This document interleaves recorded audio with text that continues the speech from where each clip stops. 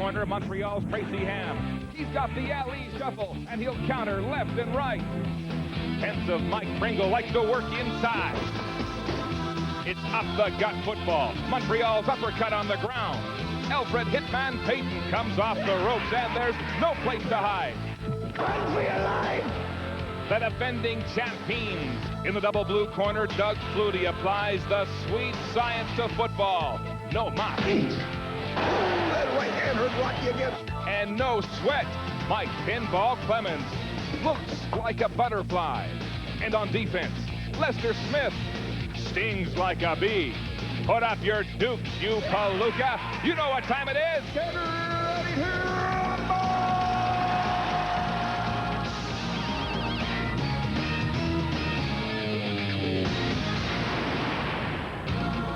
No, it's not Caesar's Palace, it's the Sky Dome, but it's the scene today of the biggest prize fight in Canadian football this year. The Argos and the Alouettes, the top-ranked teams in the country. Are we ready for football or what? Good afternoon and welcome to the CFL on CBC. I'm Mark Lee. Well, an Argo win today will give them a team record 9 in a row. It will clinch first place and a bye to the Eastern Final. One more Toronto win will also give Don Matthews 147, and that would tie Frank Clair's all-time coaching record. The Alouettes, they can still finish first, but they've got to win all 3 remaining games, including 2 against Toronto. And to do that, quarterback Tracy Ham has to be at his best. He hasn't beaten Toronto since Baltimore moved to Montreal. That's 5 games now. He got a concussion in their last meeting, but has scoffed at suggestions that he might be intimidated by the Argo defense. Well, joining us on the broadcast today, as always, Chris Walby. I know you love Pringle in the running game. You love the offensive lineman, and for the 8th week in a row, you're featuring an offensive line. Listen, I love these guys. Why? Because they're big. They're all about 300 pounds. They're bad because they're going to hurt you. And I tell you what, they're beautiful because Mike Pringle loves these guys, and they're a main reason he's got 1,562 yards rushing.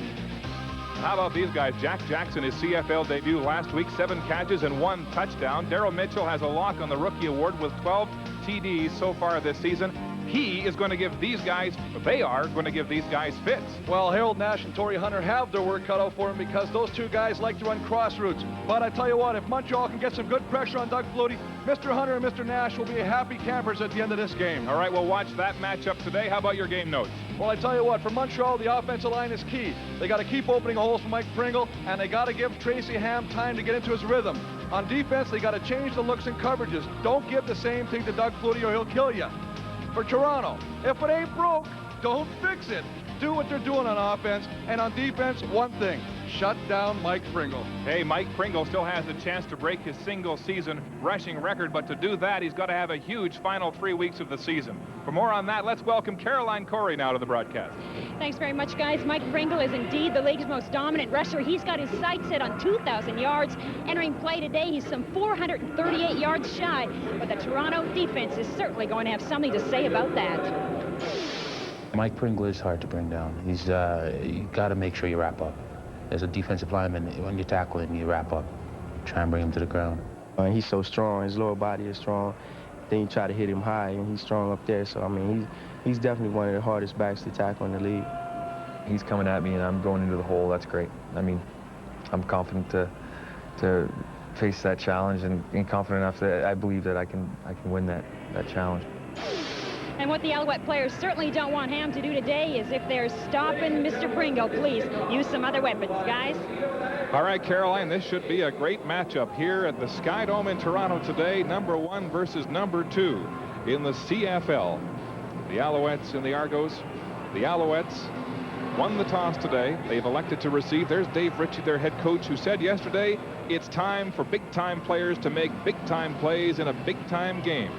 We'll see what happens. Don Matthews, 1 more win, as we mentioned off the top, Chris, and he will tie Frank Clair's all-time winning record of 147, and that is a tremendous milestone. Here we go. Mike Vanderjack to kick off for the Argos. The ball coming down to Chris Wright. He drops it at the 25. Can't find the handle. It's loose. Did he get it? It looks like Wright finally fell on it at Montreal's 30-yard line. Butterflies or what? Tracy Ham has had a tough go against the Argos. Those are his numbers so far this season. A good touchdown to interception ratio, but he hasn't been able to beat the Argos since he was a Baltimore Stallion. Well, you got to look at that, but he only threw 3 passes last time, and I mean, that's a big factor. Keep Tracy Ham healthy, he can hurt you. Alouettes in their first series of the ball game at their own 30-yard line. Ham handing off to big Mike Pringle. Finds an opening through the middle. Busts through a couple of tackles across center field. And what an opening by Mike Pringle. Woohoo! Now this is what you're talking about. You're talking about your offensive line. Coming to play, baby. This is football.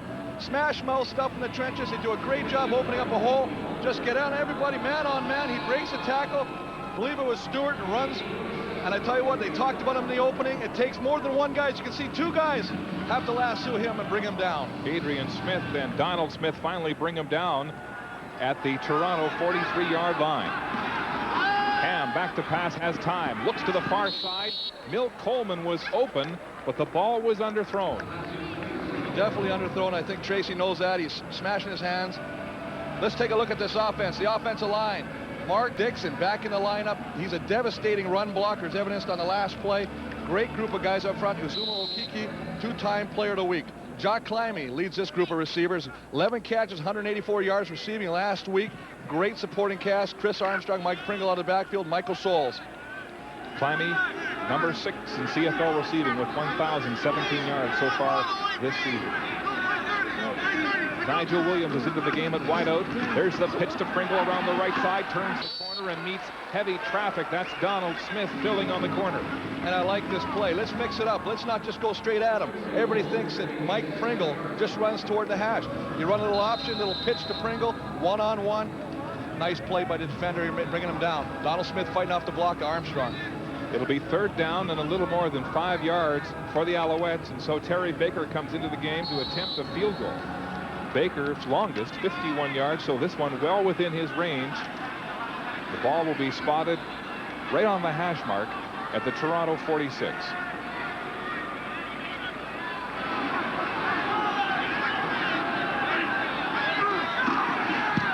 Baker. Right down the middle, splitting the uprights, and the Alouettes are on the scoreboard in their first drive with a field goal from Terry Baker. And we talked about this yesterday. Dave Ritchie said it's important we come out strong. We put points on the board early. They did that. They marched it after a nice run by Pringle. Nice field goal. It's so important, Chris, for the Alouettes to not fall behind early, because the bread and butter is really the running game of Pringle, and so many times against the Argos they've had to abandon the run because they've been down by 14, 21 points. Well, big time. I mean, that's the thing on defense. The defense, the key is to shut Pringle down. If you do that, you make Tracy Ham pass, and what happens is they can do different stuff. You can see him right here. Great blocking at the point of attack, and you can see just coming downfield, 64. Mark Dixon, we just talked about him, knocking, running over like a tow truck. There he is around the corner. Then you got a little option pitch, and they're doing different things. And this is the way to beat Toronto. Run it up the middle, take it to the wide. The Argo defenders were telling us before the game, the only way you have a chance of stopping Pringle is to get to him in the backfield, because once he gets up to speed, he's trouble. His legs are like pistons in a fine-tuned car, baby. They're up around his face mask. You try getting him, you're going to be biting a whole lot of kneecap. There you see that stat. He now needs just 81 yards to beat the Alouettes single-season rushing record held by David Green. There's a short kick, and the Alouettes have it. Well, I tell you, Dave Ritchie's pulling them all out of the hat today. Great job, and this all boils down to studying game film. They watched Toronto's return team. They realized that these guys, as soon as they kick the ball, turn and peel back.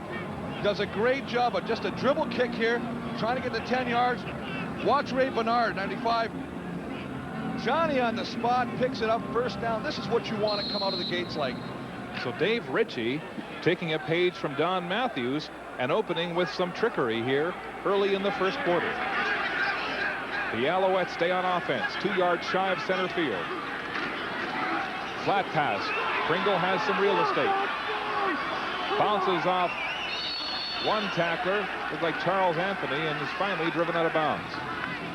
Good job mixing it up again, little swing pass. Let's look at Toronto's defense here. Rob Waldrop, the Arizona Desert Storm man. Leading his group is Andrew Stewart and Demetrius Maxey. Maxey with 2 sacks last week. Big game. Linebackers, Michael O'Shea does everything for this team. Not only leads tackles, special teams, he plays everything. You got to pull him off the field. And Donald Smith, big time on the corner, part of the Bermuda Triangle. Boy, can he throw with the wallop. 2nd down and 5. Ham back to pass. Goes to the wide side. He's got a man open. And it's complete and just out of bounds. Chris Armstrong holding on to that one. And they're going to have a measurement. But the nice thing I like about this is, watch this. He's got great time. He's got a chance to look. Look at it. He double pumps. Still has time to find a receiver. Throws the ball where only Chris Armstrong can catch it. That's the most important thing about a quarterback-receiver relationship. Great catch by Armstrong as he came back for the ball and went down. And now there'll be a measurement. So close to a first down. And they have it.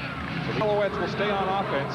Doug Flutie and the Argo offense cooling off on the sidelines. And that's a key. Keep Flutie off the field if you're going to beat the Argo. Listen, that is the big key. And I mean, we could talk about a million of them, but that is one major one. The less time Doug has the ball, the more time you have it. And obviously, the more time you have to put points on the board. There's Flutie. He's got his chin strap still. Expecting to have probably gone in on that last kickoff. Waiting for his chance. Watching Tracy Ham go to work here for the Alouettes. First down. The give. Around the left side is Pringle, but he is stacked up quickly. Demetrius Maxey and Ken Benson in on the tackle. Benson is fantastic will side linebacker. Leads this Argo team in tackles. Or rather second in tackles. He's with second 49, with 49 tackles. He's the all-time tackle leader for the Argonauts. What I liked in that play, yes, he filled the hole really good, but what I really liked is you see some temper, some ugliness starting to come. Okiki and Demetrius Maxey having face-to-face conversations, and I guarantee you they're not exchanging phone numbers right there. Shotgun now for Ham. Lots of time. Now bails out with pressure from Givens. Throws it downfield, and it's short, looking for Nigel Williams. And so pressure on the outside from the Argo defense. And this is what Don Matthews' defense is predicated on. If you block 7, we'll bring 8. They picked up the blitz in the middle. Watch this in the middle of your screen. You got Mike O'Shea, you got Ken Benson, you got the whole troops coming in, but they can't block everybody. Reggie Givens to the outside. Tracy Ham, presence in mind to throw the ball away. Good job. And so Givens and that Argo defense force the Alouettes into a field goal situation. The ball at the 51, that is the limit, or at least the longest field goal that Baker has achieved this year. But remember, we're playing in ideal kicking conditions. There's no wind, the dome is closed here. Baker steps into it. Has he got enough? It's wide. Here comes Pinball with the return, straight up the hash marks. Ooh, and he's hit hard by a host of Alouette tacklers. And you know what you gotta like about this? They have the offensive line and the blocking team covering Pinball Clemens and do an excellent job of being downfield and making the tackle. 3-0 Alouettes early in the first. Welcome back to the Sky Dome in Toronto, where the Alouettes lead it on a Terry Baker field goal. Here early in the first quarter, Doug Flutie gets set to go on offense. And what a season he has been having this year. 38 touchdown passes. More than 4,500 yards through the air. With one more touchdown pass today, he will break Tobin Rote's Argo record. Currently tied at 38. That was set back in 1960. Argo scrimmaging inside their 25-yard line. Flutie in the shotgun. There's Payton. The shovel pass inside Payton. That's Darryl Mitchell with a big gain on the first offensive play for the Argos this game. Well, they can do so many things. They can use Pinball and a shovel. That time they use Darryl Mitchell coming around. You got to take Doug, you got to take Mitchell. Argonauts offensive line, Pierre Berchevaux, Mr. Dependables, been there forever. Mike Kislick, Dan Payne, O'Day, and Williams rounding out the offensive line. Backs and receiver, Pinball Clemens says it all. I mean, you can't say anything else about him. Dimitrish, Mitchell, Jackson, Kerwin, and Mazzotti, fine receiving crew. Pinball, a one-man band last week against BC with 3 touchdowns and 301 all-purpose yards. Argo's first down. The give this time is to the Pinball, and the Alouettes were waiting for him. Alfred Payton puts the grip on the Pinball. Does a great job of reading the play down the line. Pursues, sometimes gets in trouble, but does a great job. Doug Peterson, who Dave Ritchie said is the best defensive tackle in the league, and he's got Hips, Birch, and of course Albert Payton, the man who just made the play. Larry McSeat back from fracturing his elbow early in the year. Rashawn Giddings, his first start today, and Tracy Gravely. And Tom Europe, they're happy to have him back at safety in this team. He has been a stabilizing force in the middle of that Alouette secondary. Flutie. Second down and 11. The loss was 1 to Clemens. There's the pass to Flutie's buddy, Paul Massotti. Quick turn, and he's got a first down just over center field.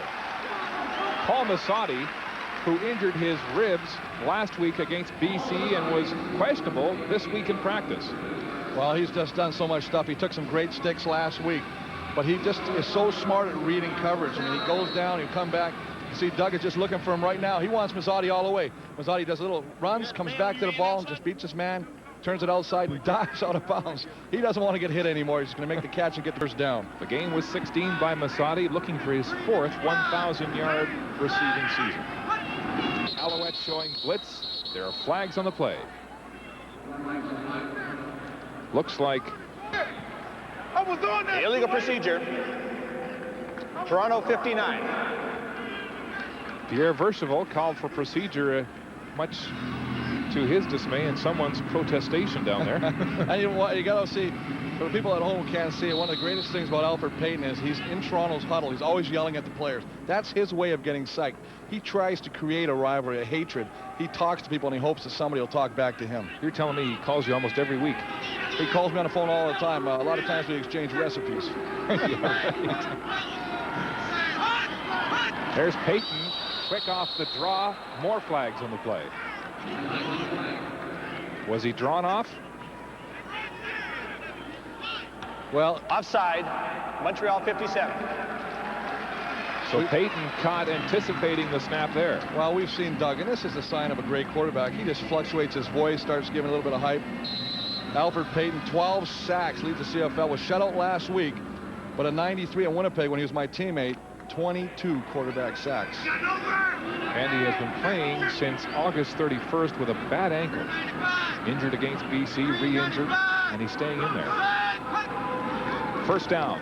Argos. Flutie to the wide side. Andre Kerwin goes down, picks it up, and then is hit by Irv Smith with some support from Nash and Tom Europe. And that's what I like. If you're a receiver, Kerwin's instance this time, he's going to catch the ball. He's going to fight for the ball. The nice thing about what Montreal's doing is they're coming. They're rallying to the ball. You see Doug Flutie throws cross field. That's a long throw, people. Andre Kerwin comes back to the ball, but watch the support. Watch everybody. They are gang tackling. You're going to make a catch, you're going to pay for it. And you could see on that end zone shot, good coverage by the Alouette defense as Flutie made one read, then went to his second, and that was Kerwin. Second down and about 4 for the Argos at the Montreal 48. Flutie in the shotgun, dishes it off. It's complete to Jack Jackson for a first down across the Montreal 35 to about the 37-yard line before Tom Europe made the tackle. You know, Jack Jackson made his debut last week with those numbers, his first game ever in the CFL after being a late cut from the Chicago Bears. Yeah, 7 catches, 101. They like him. They feel that he's walked in. He's so calm in the huddle. He runs such smart patterns. Here they're running a little crossroad. He just finds a little hole, comes inside, makes a nice catch. Then, of course, Daryl Mitchell running a decoy for Jackson on that play. So far, the Argos on 5 plays have used 5 different players. Flutie spreading the ball around. Down the middle this time, looking for Jackson. And the ball is underthrown. And had the ball been thrown on target, it would have been. You have Rashawn Giddings, the new middle linebacker, getting his first start. He gets depth, but Jack Jackson knows where he's sitting. You can see Giddings in the top of your screen. He goes right in front of the defensive backs and behind the linebackers, finds the hole, throw underthrown. So already one of the early game keys we've been looking for, Jackson and Mitchell against Hunter and Nash, are being borne out here as Flutie goes after those 2 inside safeties. Second down and 10. Flutie, pressure, bails out of the pocket now.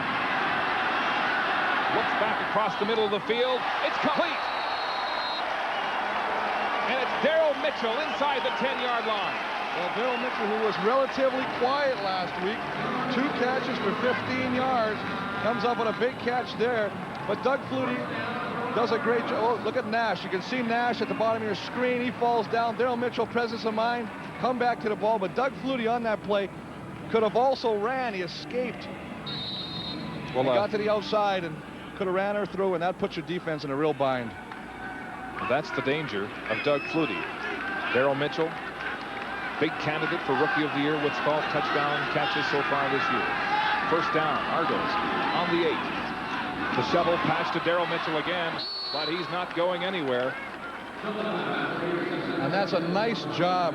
Rashid Giddings making the tackle in his first pro start at linebacker. And skating. Well, he played at Rutgers. He played at a great college, but he does a real nice job of flowing down the line of scrimmage. You can see they just do a little pitch to Daryl Mitchell, and he's just coming right across. He's got him all the way, and he's going to flow with him.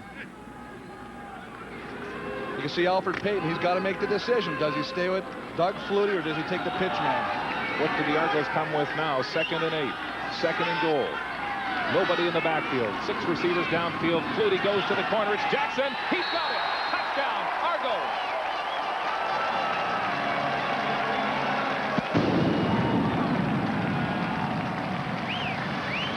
Doug Flutie to Jack Jackson in only his 2nd CFL game, with close coverage on the play by Tracy Gravely, but not close enough. Well, let's just talk about this. I mean, Doug Flutie, 39th touchdown, but he throws this ball where only Daryl Mitchell can catch this ball. I mean, look at this throw. This is on the money, or Jack Jackson, excuse me. Tracy Gravely has got good coverage on him, but the ball is over his shoulder where only Jack Jackson can catch it. Mike Vanderjack lining up for the convert. It's good. And so Doug Flutie, on his first scoring drive of the game, caps it with a pass to Jack Jackson. 8 for 9 on an 88-yard drive, and the Argos lead it 7-3 in the first quarter. Doug Flutie, on his first drive of the game, sets a new Toronto passing touchdown record with 39, one better than the great Tobin Rote, who set his mark back in 1960. So 37 years later. How many years did Tobin Rote take to get that record? It's an interesting. No kidding. Chris Wright back to return this kickoff from Vanderjack. Big strides and a seam down the middle of the field, and finally held back and tackled at about the 47-yard line on a 35-yard return of that 63-yard kickoff, and Norm Casola makes the tackle. There's Jack Jackson. 2 touchdowns in 2 games. That's not a bad average. Let's take a look at this touchdown right now. They're running a little bit of stunt side with the defensive line, but Doug Flutie throws the ball. You can see Tracy Gravely trying to get his arm in there. This is a celebration dance. Look at this. This is pretty happy. These guys that were talking about, maybe they weren't too excited before the game, but if they weren't then, they are now. There's the scoring drive. Doug Flutie saying what really impressed him about Jackson last week in the huddle was how calm and relaxed he was for his first game in the CFL. Flags on the play as Ham goes on offense. Now we got Mark Dixon definitely pulling out a little early. Illegal procedure, Montreal 64. And you had the call on that one, Bluto. Dixon called for procedure, and that'll move the ball back 5 yards and make it 1st and 15. Montreal now at their 42. Mark Dixon with great foot speed for an offensive lineman. No disrespect to you big boys, but I once watched him be on the 5-yard line and track down a kick return at center field. Ham going deep, but blanket coverage on the play by Donald Smith on Mill Coleman. Well, getting back to Dixon, they say that he could be the quickest O-lineman in the league, and there's a lot of guys that can run, and sometimes, you know, an offensive lineman, they're looking for the chubby guy, the head guy that's got a lot of weight, but you can find today's, in the 90s, these guys are good athletes. Look at that coverage by Donald Smith, stride for stride with Coleman. Like a blanket on a cold day, baby. And so it forces Montreal into a 2nd and 15 situation. Pringle blocks for Ham as he goes outside, looks for Nigel Williams. He's got it, but doesn't come down in bounds. No good. And so the Alouettes are forced to punt. Nice job by Tracy throwing the ball to Nigel. Nigel does a nice job of catching it, leaves his feet. Now, had the defender pushed him out, they would have called that a catch. He goes up on the ground to catch it. He's not pushed out, so because he lands out of bounds, it's a good call by the referee right there. CFL, a receiver need only have 1 foot in bounds, and you could see on that one that his foot was just outside the white stripes. So Baker will punt from his 30. A high spiral that'll send the pinball, the only Argo, back to his 15-yard line. Pinball reverses field, stops again, defies gravity, goes down the sideline, and is finally corralled by Tracy Gravely. 52-yard punt from Terry Baker, and only a 3-yard return from the pinball as Dave Ritchie pumps his team up. They're only down by 4. back in Toronto, and no wonder Baker got off a skyrocket. Look at the protection he had on this play. Well, take a look at this guy on the top of your screen. Dennis Montana, if you're running right here. Michael Souls, the upback's way, baby. And you know why that is, eh? Dennis Montana left, came to Toronto, still owes Michael Souls $20. All right, let's go down to the sidelines, and here's Caroline Corey. All right, thanks very much, guys. Alfred Creighton on that last touchdown drive by the Toronto Argonauts, he came off the field. He was simply exhausted, saying there's no way that they can stay out there that long. Time of possession, very important. That was an 11-play drive, and the only way to stop Flutie from working his magic would be to keep the defense off the field, and in turn, that would keep Flutie off, wouldn't it, guys? Indeed it would. Flutie 8 of 9 on that drive. Here's a flea flicker pass to the far side, and Pinball Clemens so far has been well guarded by the Alouette defense. Well, I'm sure after Pinball had that game last week when he had 300 all-purpose yards, I mean, you're going to make him a major figure for your defensive game plan. And they just do that. They have guys watching them all over the field. Speaking of the devil, that was Peyton on the tackle. I don't know if he wants to be called the devil, but a mean guy, yes. But the devil, I'm not sure, Mark. Argos were good on all 4 of their second down conversions on that opening drive. As Doug Flutie goes to work. Defenses all over the league have been worn down by this multi-talented Argo offense, and there are flags all over the play, and it looks like Willie Williams might get tabbed for procedure. Illegal procedure, Toronto 65. So Mr. Williams will cost his team 5 yards. Take a look at the top of your screen right here. He's just going to get a little movement, and actually, I tell you what, Swift Birch actually moved. Influenced Willie Williams, but he got the call. Argos only had 1 penalty in the entire game last week against BC, and that was on the 3rd last play of the game. So there's their situation here, 2 in the first quarter already.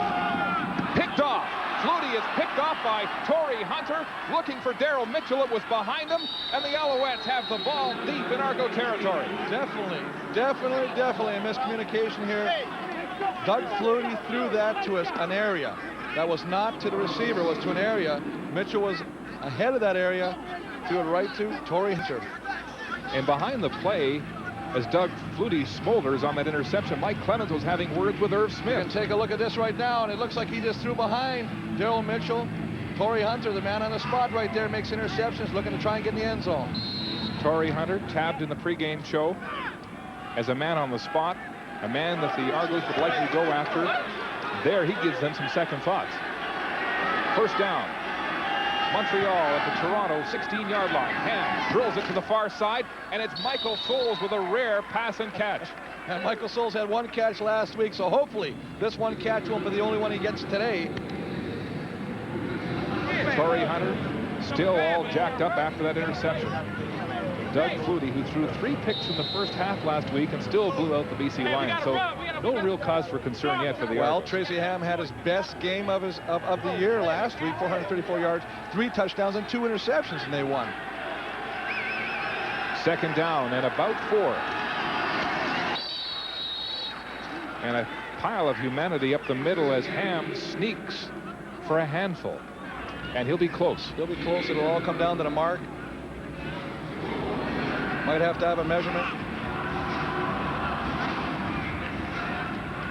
The Alouettes, cognizant of the fact they can't fall behind early against the Argonauts, because that will force their offense to be one-dimensional, to abandon the powerful running game of Mike Pringle. And that's happened so many times against Toronto. But I think, Mark, that has to be only when you're down by a lot of points.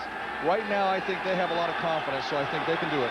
The Elephant team is in for the Alouettes as they will gamble 3rd and a yard at the Toronto 7.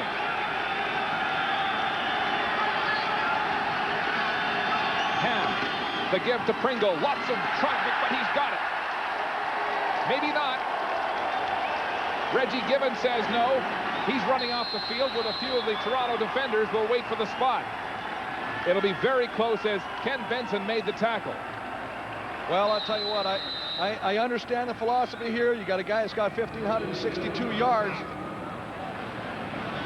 A lot of times when you leave your feet, as you see Mike Pringle do, you get pushed back by the defenders, and sometimes where you end up is where the referee will mark the ball. Well, there's a lot of slack on that chain. They don't get it. That Argo defense, which leads in 24 of 25 defensive categories, stops the Alouettes on the gamble. Well, the only thing I don't like about this play, and had they been successful, I probably wouldn't say that, but you got to say when you're under a yard, quarterback sneak when you got those guys in front of you. Watch Ken Benson make contact at the top of this dive. Well, you take a look at this, and Mike Pringle is a hard runner. He leaves his feet before he gets to the line of scrimmage, and like I said before, he may be there, but it's where you end up that the referee will mark. So the Argo defense to the rescue as Mike Pringle is stuffed on that 3rd and 1 gamble. Flutie in his own end zone. Across the middle, this time he's on the mark to Daryl Mitchell, and a helmet goes flying on the impact. Torrey Hunter, well, we've talked about this before. We talked about it in the pregame. Torrey Hunter's going to have his work cut out. Daryl Mitchell just coming off a slot back, lines up inside, just plays the hash, then he cuts back inside. Torrey Hunter has to be, he's in a chase position now. He's too worried about him taking him deep on a burner. So Flutie getting Mitchell involved early. He was used sparingly last week against BC. Had a couple overthrown. First down Argos.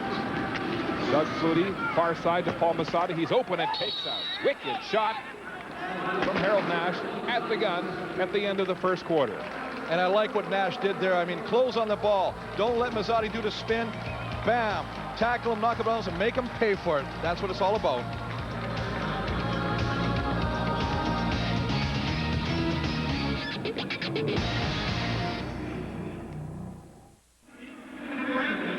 Back in Toronto, and still all kinds of talk in this stadium about the 3rd down gamble that was stopped. Let's watch Mr. Benson right here. He is eyeballing Pringle. He's got him all the way. He leaves his feet. He leaves his feet. They meet him right in the middle, and that's what you want to do. The entire Argo defense was looking at Pringle. And I still say you're that short. Quarterback sneaking behind those big hoggies. Ken Benson, who Don Matthews believes is the best weak side linebacker in the CFL. Well, Don Matthews thinks that every one of his team is the best at that position. I mean, they have been playing that way, and he's got confidence in his team. Don Matthews, 1 win away from 147 to tie Frank Clair, and has told us modestly that it's the players who win the games, but don't forget it's the coaches who assemble the talent. And he's done a fine job of that in Toronto. 2nd and 5 Argos. Flutie down the middle. Daryl Mitchell wide open on a crossing pattern. Breaks the tackle of Tom Europe and gets up to the 48-yard line before Irv Smith finally tracks him down. Well, nice play. You go to the first quarter stats. A big key one. Montreal 2 first downs. They had good field position. Didn't capitalize. Obviously got stopped in that short yardage. Rushing yards, Montreal 51, Toronto 0 right now. And time of possession pretty even. But how about this? Twice the Alouettes come away with nothing. One on the field goal attempt, the other on the 3rd down gamble. And you've got to take advantage when you have opportunity. First down, Doug Flutie in the shotgun. He likes it, gives him some vision, dumps it off to Mike Pinball Clemens. Goes 360 and is walloped by Torrey Hunter. One of the things I'm noticing here, Mark, is that every time Pinball gets the ball, he's got a group of guys on him. But what I find watching it is they're playing off the other guys, and you can see Daryl Mitchell wide open across the middle of your field. You can't really see it on your monitor here, but he's wide open. They're playing a zone. They seem to be really concentrating on Pinball. One of the things as a defense you don't want to do is put all your effort on one guy, because the remainder of your team will kill you. The Argos employing the crossing routes to their advantage in this game. 2nd down and about 12, flags in the play. Flutie dumps it across the middle again. Looked like Masadi was open and could have caught that, but it drops and it's incomplete. Well, a good job. You know, Montreal's trying to bring everybody. They're bringing Rashad Giddings up the middle.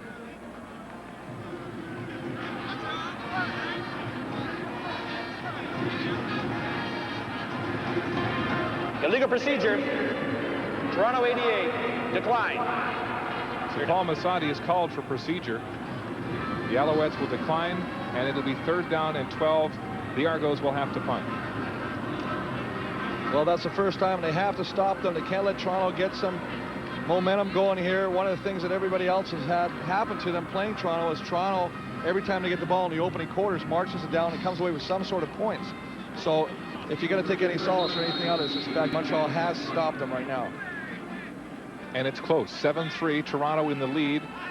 with just over 13 minutes to go in the first half. Mike Vanderjack standing at his own 30-31 yard line. Chris Wright, the lone man back for the Alouettes, and he is deadly. High, towering punt. Wright gets it at his own 17, cuts through a seam, and is knocked down by Kelly Wiltshire. A great diving clip to the feet, and it limits that return to just 11.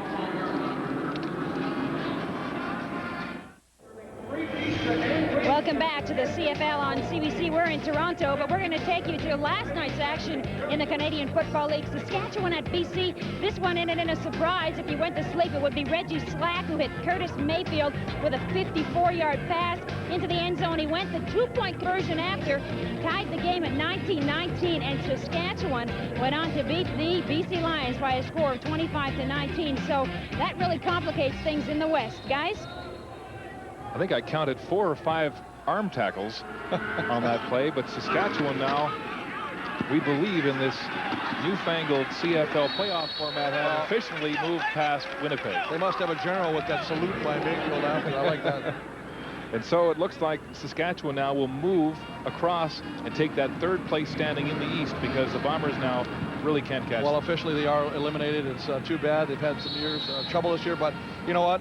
They're going to rebuild, regroup, and probably try and put a good program on the field next year. 2nd and 8. The Alouettes. Mike Pringle with 1562. His record 1972. He'd still like to get 2,000. Option, last second.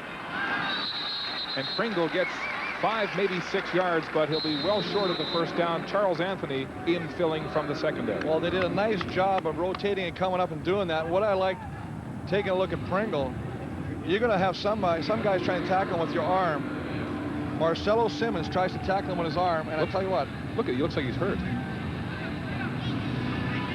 Looks like he's having trouble breathing. He might have fell on the ball. Pringle with 36 yards on his first carry, but has been limited. An average of only 3 in the last 6. Here's pinball. Reversing field at his 40. What a move!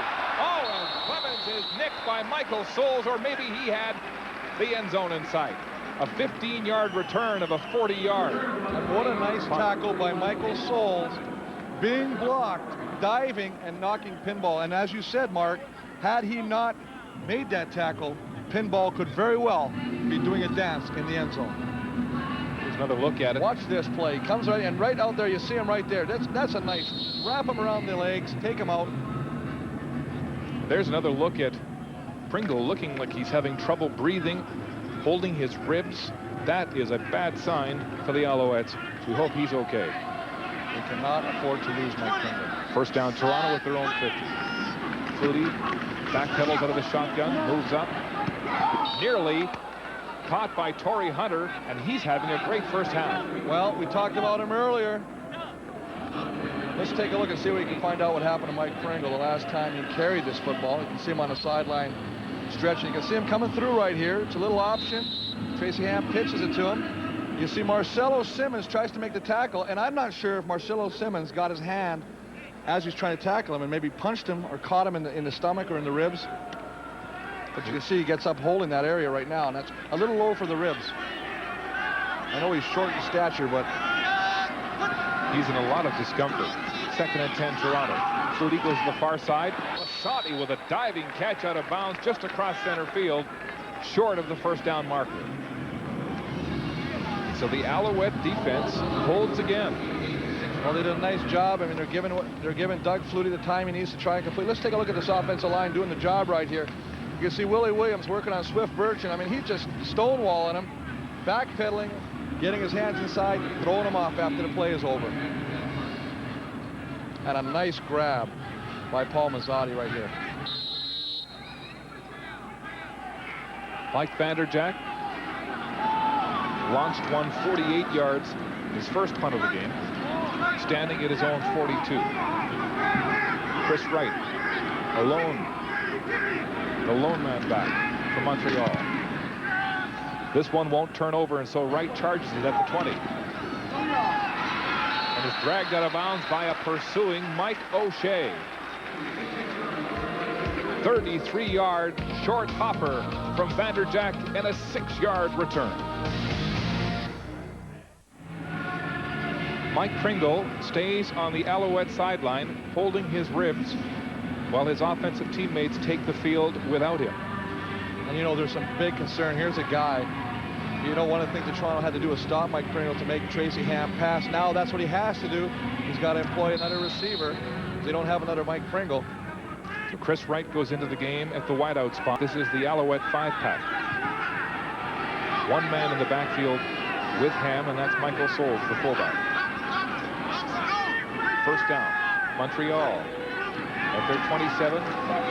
The handoff is to Michael Souls, and he works like a Clydesdale up through heavy traffic before Ken Benson brings him down. Like a Clydesdale. And I'll tell you something, Michael Souls, he may not be happy to have Mike Pringle up, but I tell you what, he wants to touch the ball. He wants to carry it. He feels like a fullback is not only a blocker, he can do some things. He did great things in Edmonton. Look at how Mike Pringle has been harnessed by the Argos in the last 2 games they played, 53 and 55 yards. His only big game coming with Baltimore in August of 1995. But Toronto has had his number for the most part. Second down, Ham going deep, Nigel Williams open, but he can't hold on. Good job, Rob! I think we're going to get a little holding penalty going on right here. Anytime you get that kind of good protection and the flag goes in the backfield, it's not a good sign. Marcelo Simmons with close coverage. Holding, Montreal 60, penalties decline. Third down. Mike Sutherland called for holding the Alouettes, and so on second down conversions, Montreal is now 1 of 7. Not good. No, and again, the biggest thing you want to do is you want to get some positive yards on first down, so you open up your package for second down so you have more chances of success to convert to another first down. Terry Baker can really hoof the football. And there's another beauty. Pinball at his 32, sheds a tackle up the middle. And a fine return in heavy traffic for Mike Pinball Clemens as the Argos go on offense with 9 minutes to play. The Alouette training staff continues to attend to Mike Pringle's ribs on the sideline. And let's go down to Caroline Corey for the latest on that. All right, thanks very much, Mark. And yes, we've just talked with the Alouettes team doctor, and he says that Mike Pringle has suffered some strained rib cartilage, so he's going to have to decide whether he's going to go in or not, probably in the next couple series. All right, so the news is not very good for Mike Pringle. I don't know, can you play with that kind of an injury? Well, I tell you what, I've heard of this, and they've actually shot it up, but then you have to take the player's health into consideration, because a lot of times if you mask the pain, you may do further damage to yourself. Exactly. He will probably wait till halftime and have the doctors take a real good look at it, but I'm sure we won't see Mike Pringle until if the third quarter, if we do see him at all. Mike Clements carrying the ball on the Argos' first rushing play of the game. A gain of about 9 yards, 2nd and 1. At the Toronto 51, Fruity behind the center. The give to Clements again. Oh, and he's met hard at the line. Rashid Giddings, one of the Alouettes, to stiff Mike Clements. Well, nice job. And there's you see Robert Drummond. He's stretching out. He hates standing on the sidelines. He leads the CFL with 18 touchdowns, 12 of them by rushing. As a matter of fact, the last time he played Montreal had 4 rushing touchdowns. Well, he said yesterday that he hoped to be back for this game, but it's really not worth the risk. He was thinking about that 1,000 yards rushing, 1,000 yards passing to tie Roger Craig, the only other man in pro football to do it, but why risk a career? Well, they also said, Don Matthews said, if he's healthy next week, he will indeed play next week. Last season we saw as Eric Vellefort came back from arthroscopic surgery in 2 weeks, so the modern medical science is doing wonders as the Argos, Doug Flutie sneaks for the first down to center field. But I got to disagree with one thing about that, Mark. When Gulliford came back, Gulliford's a receiver. He does a lot of cutting. Drummond gets a lot of contact. He carries the ball to the big man, and he gets tackled a lot more than a Gulliford who will be hit by defensive backs. So I think there's a little bit of difference there in the strain and the testing of the knee. And so far, the Argos don't really need him. They're doing well without him right now, so they can take time as Doug Peterson lines up and waits for the next Argo offering. Here's Flutie rolling off his back foot, and it's out of bounds. The coverage so good, Flutie decides to ditch it. Well, the coverage is great, but let's give credit here. Alfred Payton refuses to be hooked. It's a slide protection by the offensive line. They're going to slide to the right, try and give Doug the protection so he can get to the outside and make the throw. Alfred Payton will not allow this to happen. You can see him right here. He takes it. He just goes laterally. Chris Gioscas has no chance to try and hook him. The only thing he can do in that is to throw or cut Alfred Payton. The result is Doug Flutie has to throw the ball before he wants to. And as you saw in that last stat, Flutie has been well protected. And this is their best quarter. Flutie now, lots of time. But he's off the mark. Masadi was open. We've seen this a couple times today. We saw one where he was attempting to come back the other side to pinball and almost threw a second interception to Nash. And then we look this time, he's got Masadi wide open over there. He doesn't seem to be as sharp as I've seen Doug Flutie. But in saying that, I also know that when you say something like that, he'll come back and proceed to throw 9 for 9 and make you look dumb. Look at the body language as he and both Masadi have a look at the Jumbotron here for another replay. To Doug's credit, though, he was trying to throw the ball short because he saw the pursuit of the defenders behind him, but it was just a little too short. Vanderjack punts again. The Argo vaunted offense limited to just 7 points so far in this football game. Vanderjack taken by Chris Wright. There's a flag, and it didn't look like he got 5 yards in the restraining zone. He was definitely in within that 5-yard boundary, and that's going to give Montreal a good break because now they're going to get first down, 15 yards up the field.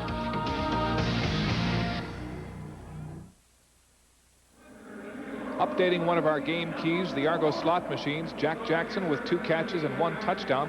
Look at Daryl Mitchell, 5 for a total of 77 yards. And a little over a quarter and a half of played. I mean, that's phenomenal. That's game stats right here. This right here is what you like to finish with in a game. So for them to have that right now, they're definitely winning the battle right now. Now Torrey Hunter and Harold Nash, 2 of the defenders watching those receivers. Hunter not having a bad game himself. He already has 1 interception and a couple of great knockdowns. Well, they're playing well against it. I think sometimes when you blitz, though, they got to do a little bit more man coverage and don't play the zone where you can get guys underneath. You got to really, if you're going to force with pressure, make sure you're covering downfield like a blanket. Tracy Ham tries to find Mill Coleman across the middle, and it's short. But look at his yardage so far, Chris. 11 yards.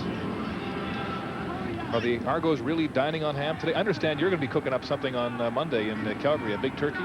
Well, I'm not going to reveal that right now. You're just going to have to tune in to see what I'm cooking. Chris Walby, the chef for the CFL on CBC, and look at that sack from the outside. Lester Smith. Well, Lester Smith had the big game against Winnipeg where he had 4 sacks. They haven't really gone back to it. They've been bringing him from the middle, the inside of the line. Now they go back to the outside. This has to be a slight adjustment by Tracy Ham, the receivers. You see that there's nobody middle. You've got to make an adjustment like this. You can't let a guy like this come free. You see him right here. He's lined up there already. You've got to make the adjustment. Neil Ford looks like he said, oh, God. You get the Brooke Trout look there a little bit, but you got to react quicker than that, son. Ford was looking at Waldrop. He was blocked.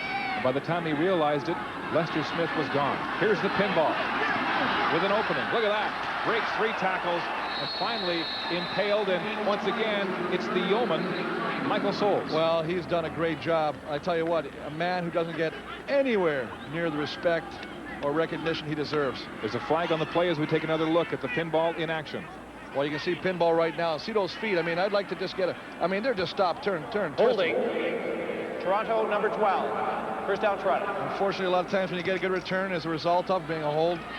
But watch this drill right here. Boy, you're not going anywhere right there. That's plateau. That's laying you out. Mike Clemens is rarely tackled by the first or second man downfield. But I want to say something before. When I get back to Neil Ford, I was kind of messing with him a little bit, and a lot of times what happens, there's miscommunication. He's not sure who he's supposed to block, inside or outside. I'm not trying to pick on the big man. We're all brothers. Here's Caroline on the sidelines. All right, thanks very much, Mark. Yes, just an update on Mike Pringle's situation. We told you that he has some pulled rib cartilage. Lots of players going over to find out how he is. I just spoke to him. He says he probably will not come back in before the second half, and he looks like he's in a lot of pain. Thanks, Caroline, as Doug Flutie pulls the draw and is just shy of the first down before Tom Europe brings him down. Well, that's one of the things that Doug can do. And one of the things, watch this. Watch Alfred Payton. He's working. Willie Williams gets his hands right on the chest, pushes him back, but unfortunately when you got a quarterback draw like that, the pass rush is somewhat negated anyway because you got to try and come back and get in pursuit. With the spot on that play, the Argos will indeed have the first down at their own 35-yard line. Montreal, 2 first downs. Toronto, more than 4 times as many. Flutie rolling right out of the shotgun. The shovel passes behind Dwayne Dimitrition. It goes as an incomplete pass. Looks like a fumble, doesn't it, when it's thrown like that? But it's not. It's a forward pass. And that's why that play is a safe play, because it is considered a pass, not a handoff. So if it doesn't be caught, it just becomes an incomplete pass. You can see some frustration. There's some frustration on Doug Flutie's face right now. Dwayne Dimitrition just coming across the field right now, looking for the pitch. Pitch is a little high, but you see Pinball, and you see Drummond, and you see Jack Jackson, and all these guys, Mitchell, have made that catch. Dimitrition, to his credit, has not run that play a whole lot. Couldn't snag it. That's the 2nd or 3rd time we've seen Flutie work the option on Alfred Payton. 2nd and 10. Flutie to the far side. Big hit and a short gain. That's Torrey Hunter. Brings down Jack Jackson. And that's what you want to do. I mean, they're going to give it to him, and you're going to throw it a little quick out like that. The biggest thing you got to do as a defensive back or a cornerback is cover and close. He does a great job of closing. Not only closing, watch him closing the ball here, but watch, break down, feet wide apart, makes the tackle right where you want. That is textbook right there. That's the kind of tackle you want to do. So that way you're not susceptible to the Duke move or overrun your defender. So Mike Vanderjack, it's a lot of work here in the first half.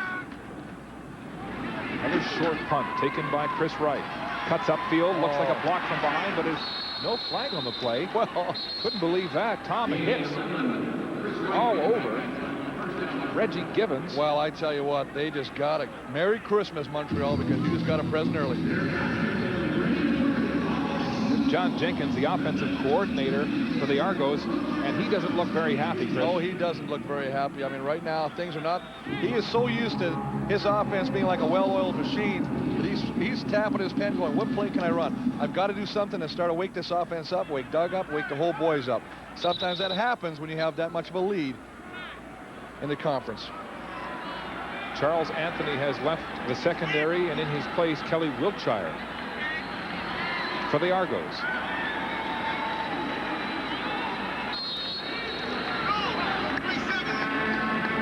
Ham barking the signals behind the center. The give is to Souls, and he's got real estate and is close to a first down. So Michael Souls, who has been used sparingly, mostly as a blocker, now carries the load in the absence of Mike Pringle, who has a cartilage injury in his ribs. We're back after this.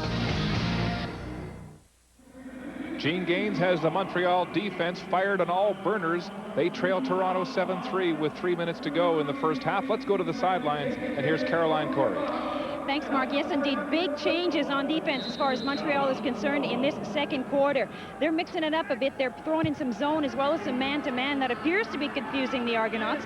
And now all they need is for the offense to get them some first downs so that defense can get off the field and catch a few breaths. Ham hits Chris Armstrong in the numbers, and then he's pulverized and drops the ball. Don Smith and Johnny Harris. Johnny on the spot, and they do a great job of knocking the ball loose. Take a look, Tracy Ham, just straight drop. He's rolling a little bit, taking a look what he wants to see. He's got his man. Nice throw. Chris Armstrong, usually very reliable. I'm sure he'd like to have that one back. So once again, Montreal is in a second and long situation, thanks largely to this man, Donald Smith, to really hit.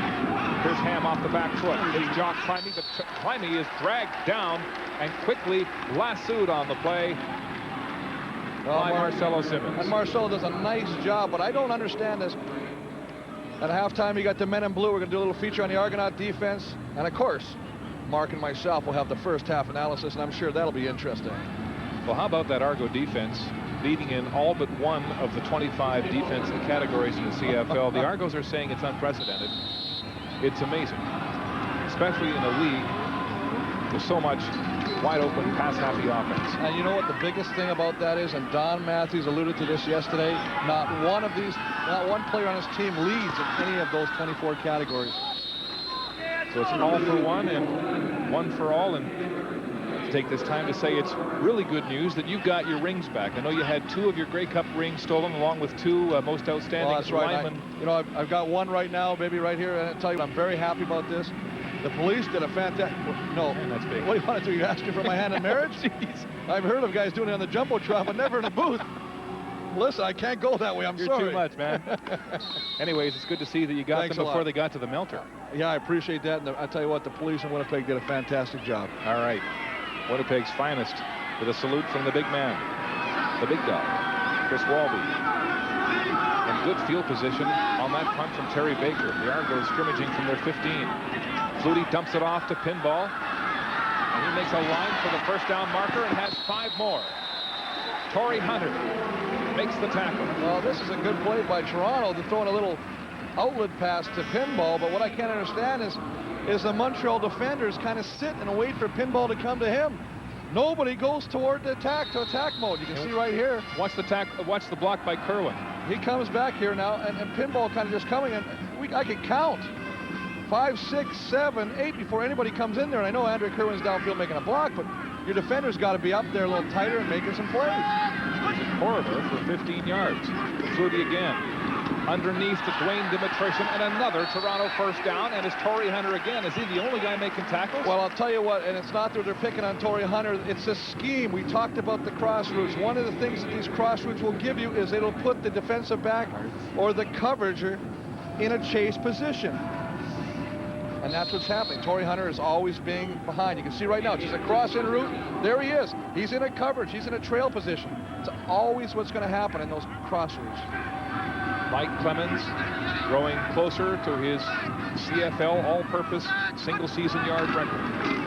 He gets the ball and drops it. Drops it again. Flutie's got it. Or was that a flip? Wow. I thought I saw everything before. Alfred Payton makes the tackle on a weird-looking street ball play. That is, and I'm almost sure that, you know, if there was sand on that field, they're drawing these plays up. Here's Jenkins, and he's wondering, he's going to look at his list and say, I can't find it on my list. I don't have that play. Well, you know, Doug Flutie is known for drawing plays up on the ground in the huddle. Well, you see Pinball, he's got it right here, and he has the presence of mind to throw it, and we're up here, but I guarantee you Doug probably called for that ball. Doug probably yelled Pinball or whatever his nickname for him is at the time. Flutie off his back foot, deep for Dwayne Dimitrition, but he is blanketed on the play. Great coverage. Torrey Hunter again? No, that's Charlie Gordon. No, Charlie Gordon on the play. They don't go after Charlie Gordon very much. He's got man-to-man coverage, does a great job downfield. Here's a guy who was a former All-Star in '94 with Baltimore, an All-Star last year. He's just, you know, he's an all-CFLer. Charlie Gordon in for Harold Nash at that inside half spot. Both of those halfbacks getting lots of duty here as the Argos continue to throw crossing routes to the underneath inside receiver. We talked about this before. We say if it ain't broke, don't fix it, and that's what they're going to do. Chris Montreal will have to make decisions. Charges the ball. No yards again. Reggie Gibbons inside the 5-yard restraining zone as the Argos pile him up across the 40-yard line. Doug Flutie still not feeling like he's on his game. A reminder that our next game comes to you tomorrow at 2 Eastern from Winnipeg Stadium. They host the Edmonton Eskimos, and that always gets the blood flowing in Winnipeg. And then, of course, on Monday, it's the Ticats and Stampeders for our Thanksgiving Day extravaganza. And, you know, these two teams, I mean, a lot of people will say, who wants to watch Stampeders against the Ticats or Edmonton and Winnipeg? Winnipeg and Hamilton are out of the playoffs, but people are playing for jobs now. The Stampeders still boiling over that loss to Edmonton last week, where they had the game-winning field goal blocked on the last play of regulation and then lost in OT 42-32 Edmonton. Here's Ham, straight back to pass. He's got time. Trips, tries to throw to Milt Coleman, and look at that. It's Don Smith again, draped all over his back.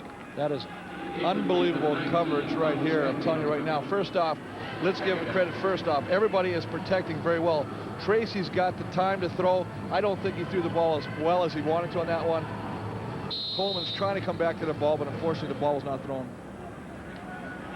Well, Ham had protection, Chris, but stumbled on the turf as he went to release the ball. And I think one of the things Tracy has to do is take off if he gets opportunities. Montreal just 1 of 9 second down conversions, and most of them have been long. 2nd and 10. Ham with the blitz.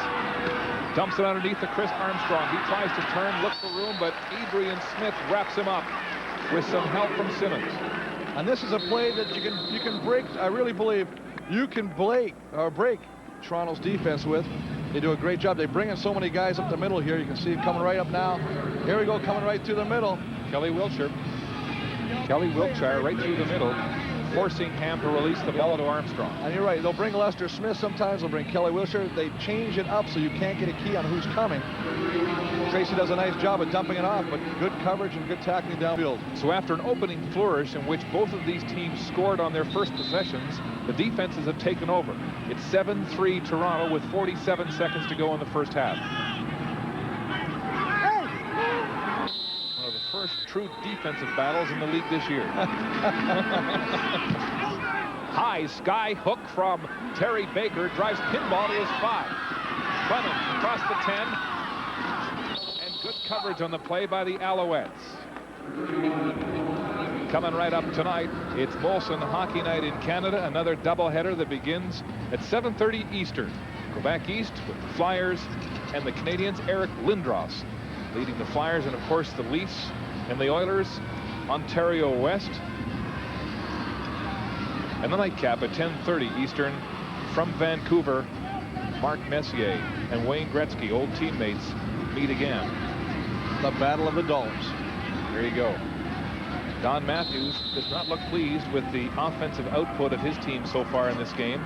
But Dave Ritchie, a defensive coach, must be savoring the way his defense has stalled Toronto. They're doing a good job right now. And the biggest thing you want to do right now in 36 seconds is not let Toronto mount any kind of attack.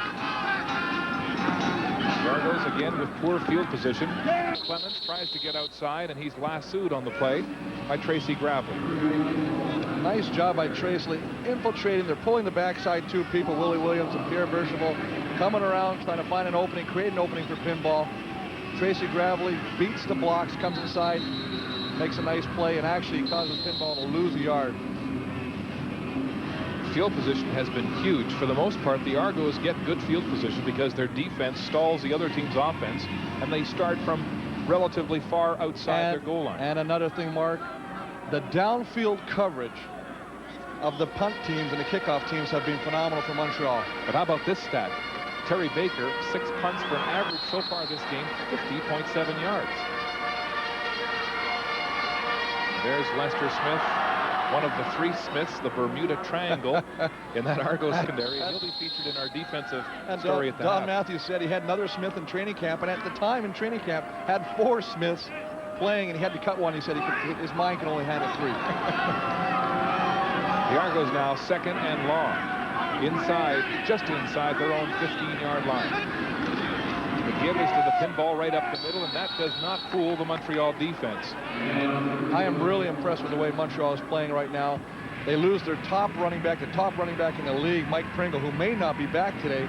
They're still playing tough. I mean, they're in this game. It's a great defensive battle, as you said. They're not getting fooled. They're playing smart football right now, and that's what Montreal has to do to stay in this game with Toronto. Doug Flutie, who has looked perturbed, at times frustrated by the way his offense has fired blanks. Mike Vanderjagt gets set to punt again, and look at the battle of the boots. Baker winning 53-48, but both men. Well, this is the big one right there. Yeah. You got 38, and Mike Vanderjagt is #1 in the league with 45.7 coming into today's game, and he's getting out kicked right now by Terry Baker. The Argos need him now. Chris Wright standing just across center field. Vanderjagt will punt from his 5. Again, it's a shank. Wright takes it across center field, cuts across the 50, and is taken down at the 45-yard line, but there's just 1 second left in the first half. Norm Casola makes the tackle after a 12-yard return as Tracy Ham fires up the troops for one last play. Well, you know, the longest field goal in the league right now is held by my old teammate, Troy West, with 56 yards. You kind of wonder what's the strength of Terry Baker here. He's going to go for it. Smart move. I think he got to do it. 1 second left, and then cover like heck if you do miss. It's 52 yards, the attempt by Baker, which would be his longest. It would be.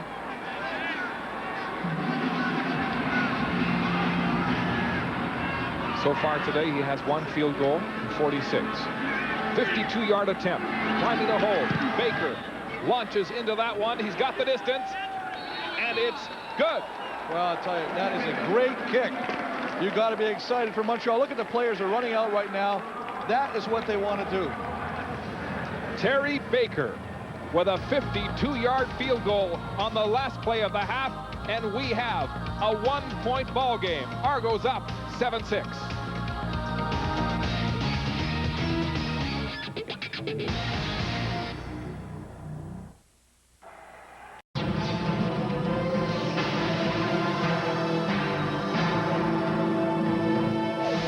The CFL on CBC. Brought to you by TELUS. Basic human communication.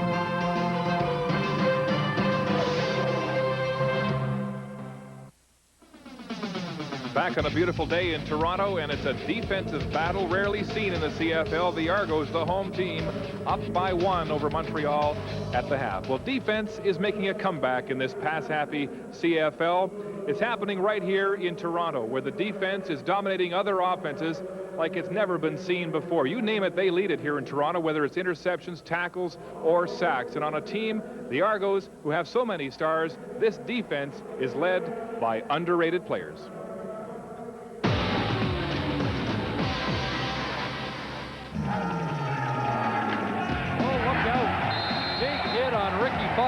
Yeah, we try to confuse people. I try to get in quarterback's mind. Here comes the rush, and down he goes. The key is just playing together, understanding the defense, understanding your role in the defense. So the defense has more to celebrate. It's just like one big old family just having fun. The CFL is a league known for its wide-open brand of football. The pinball, for example, is on another record pace. But there's a defense in Toronto grinding all other offenses to a halt. A defense for the ages. Everything starts in the middle. You know, some people might think it's linebackers and everything else. It starts on the line. If you can win the war in the trenches, usually you're successful. Boy, oh boy. I mean, Mike O'Shea, he's the guy you count on. The way we stop the run, it's just to add an extra person onto the line to make the offensive linemen choose their blocks differently and maybe add a little bit of confusion to one side of the line. Most CFL teams just don't know what to expect when they venture into the jaws of the Argo defense. Is it a blitz? Is it zone? The Argos are masters of deception. But everything stems from one look, so it really, confuses the quarterback, and he doesn't know, maybe we're playing man one play, and then the next play we're in the same look, but we're playing zone. Amazingly, the Argos lead the CFL in 24 of 25 defensive categories, but no one player stands out in sacks, interceptions, or tackles. Personal goals don't get in the way of team effort. We're leading all those categories, but there's no one who stands out in any one category. So I think that's why, we play as good as a unit, and all our accomplishments are done by 12 guys. It's picked up by Adrian Smith. He's got some room. We're all like fingers. Everybody has a finger in the hand. When you make that hand come together, it comes together as a fist. That makes it come together as one. The Argo defenders have played in the shadows of their shiny offensive stars. It's easy to get upstaged by Flutie, Pinball, or Drummond, but they're the nucleus, they say, of a team hoping to repeat as Grey Cup champions. Every game, you can't overlook anyone. I mean, it doesn't matter what their record is. We look at game after game, and eventually, at the end of the road, there's the Grey Cup.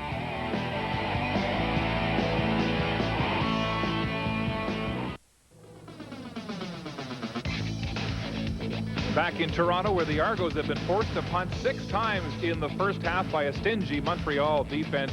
They usually punt only 5 times in a full game. Now, this year during Grey Cup week in Edmonton, we are going to feature the top 5 Grey Cup classics of all time, but we need your help.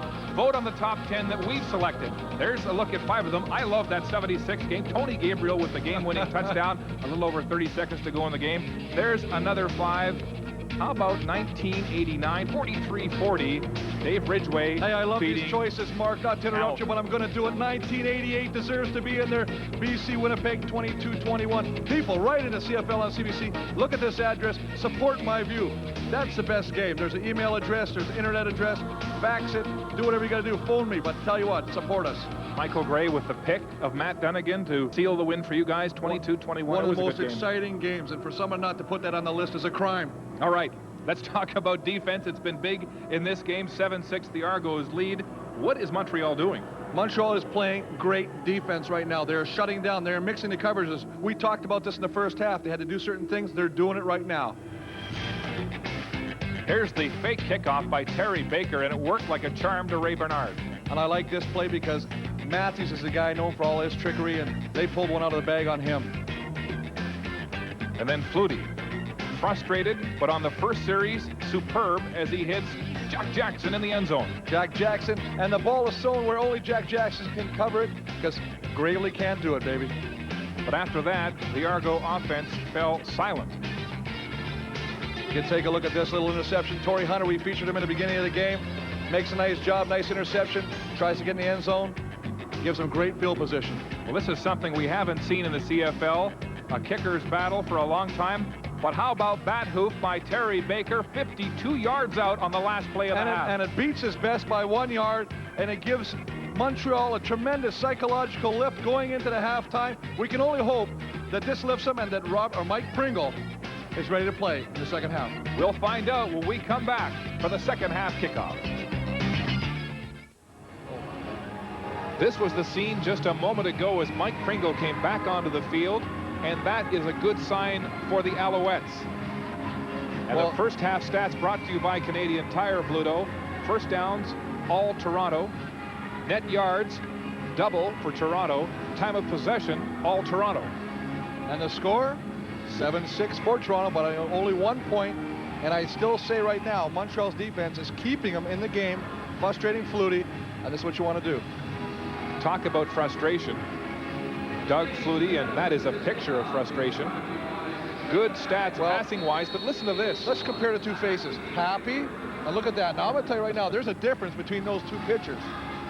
Of the last 7 Argo possessions, 6 have ended in punts and 1 in an interception. That is uncharacteristic of the Argos. Here's Clement returning the kickoff to start the second half. Still going. And finally hauled down across the 40-yard line. Let's go down to the Alouettes bench, and here's Caroline Corey. All right, just a Mike Pringle update for you. Just before the first half ended, they did give Mike Pringle some kind of a shot, which obviously froze him up, and that's obviously numbed some of the pain. But we're not sure whether he's actually going to go into the game or not. We'll wait and see when the Alouettes go on offense, and if he's in there, then I guess he feels no pain. Mark? All right, thanks, Caroline. Pringle holding the ball, seeing if he can hold it against the ribs. But here's another injury on the play. That's Larry McSeed, the linebacker, who just returned from a fracture. Mike Clemens, by the way, on that kickoff return, has just broken his record for single-season, all-time, multi-purpose yards. An amazing stat. He had 3,300 yards in 1990. Was the MVP of the league. And on this kickoff return, has broken his own record. Chris watching the big Jumbotron as the return is shown to the fans here in Toronto. Clemens in the huddle accepting congratulations. What a feat. And we have him on a projection to go 500 yards over his 3,300 record. It's an amazing feat. It really is. And I mean, I wish we could find some way to graphically show the viewers back home how much 3,300 yards is. Mike Clemens, 5'6", 170 pounds. You figured it out. What an athlete. What a nice person. What a nice guy he's making. Great example for young people as Clemens gets the call and jigs all the way to close to the first down marker before Tracy Gravely gets it. And all they're doing here is simply making it look like they're going to run it to the right. The defense will flow to the opposite side, and Mike Pinball will just cut backside. He's got to beat one guy, and he does that. Picks up 9 yards. 2nd and 1. Mike Clemens shouldering the running back burden with Robert Drummond still on the sidelines, nursing a knee injury. Flutie will sneak for the yard he needs, but this will be close. Well, it'll come down to the mark again. He just tried to go around right tackle. It's Mike Clemens, who does so many things for the community. And there are the numbers.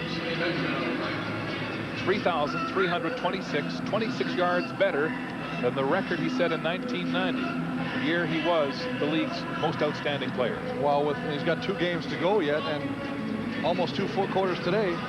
There's the measurement, Chris, and it's going to be very, very close as Mike works on his mouth guard. That's frayed, you know. He's really worked that thing over. I think he's got that full of cream cheese or cottage cheese or peanut butter, because he is going to town on that thing. You always think of food, don't you? Here we go. They're still measuring. No, they're just marking it back right now because you don't want to put it It's going to be third down. Position. Third down and an inch. And the Argos are going for it at the 52 of Toronto. Flutie doesn't have it originally, is hit hard, and once again, this is going to be close. Driven back on the original contact, he rolled off it much like pinball does. And now the referee says it's a first down, but just barely. I think it was the guys running the sticks got to be a little careful there. They started moving it ahead of the time before the referee made the call. You can see right now he is stuffed originally. You can see Doug Peterson, Giddings in there. First down. Masadi has it. Across the first down marker and across the Montreal 45-yard line. Douglas Kraft on the tackle. With some help from Tommy Europe. I think you said the key word, across. They are running this across the field pattern to death right now. They just can't get him right now. He got great protection by Willie Williams and Alfred Payton. He's just running cross routes. He comes across again. Guys in pursuit. Now Doug Kraft's got to turn him inside. Does a nice job of turning inside and fighting the tackle. Flutie once again looks for Jack Jackson, but it's incomplete. Doug was telling me yesterday that in the Eastern Final, when the Argos beat Montreal 43-7, that the Alouettes threw a lot of zone coverage at them, and he said we made it look easy. In the preseason, when Toronto won 40-0 over Montreal, they tried to blitz and to go man, and the Argos ripped them with big plays. July 31st, they went back to zone. Montreal did in some mixed man coverage. The result, 46-8. Now Montreal is mixing its looks and doing well, holding Toronto to just a touchdown so far in this game. And there's an interception. No, it's dropped. Tom Europe had it and then lost it. And Flutie is furious. Well, he's going to be upset the fact that he thinks Pinball Clemens was tackled. It's a flag. And they're going to call that. A lot of times when the back sneaks out in a screen, you cannot tackle him. Here's Butts. Illegal contact on an eligible receiver, Montreal number 50. First down. Rashid Giddings with the penalty. And you can see it right here in the bottom of your screen, right in here. What you have is he made contact with him and he basically took him out of the play. They tell you to follow him, to stay with him, but don't knock him down because the referee will call you every time on it. Dave Ritchie objecting, but Giddings called and was obvious all over Pinball Clemens. Flutie, downfield. Darryl Mitchell, he's got it! What a catch! What a catch, and what technique. It looks like a catch. People on TV think it's a catch, but he turns his body so nice to the ball and keeps the defender away from the ball where only he can catch it. That is a sign of an experienced receiver, not a first-year receiver. Look at this. Watch this body position right here. Turns inside. Nash has no chance to knock that ball away. Only Mitchell can make the catch on that ball. And so the Argos continue to go after the inside halfbacks. Harold Nash victimized by Darryl Mitchell on that play. First down Toronto at the Montreal 3-yard line. Flutie behind the center. The pitch to Mike Clemens. Wants the broom. Comes down just short of the goal line. Clemens puts his head down. And Giddings I like makes this contact. Giddings kid. I tell you what. Kid out of Rutgers getting his first pro start. Does a nice job. You got a lot of open territory in here, and he makes a play. He actually goes over top and rides Pinball down. Hang on, son. Hang on. There he goes. I'll give him an 85 on that. Argo's second down and goal now at the 1. Only touchdown coming on the opening series of the game for them. Flutie. Ace backfield. The give is to the pinball. He goes up and over for the touchdown.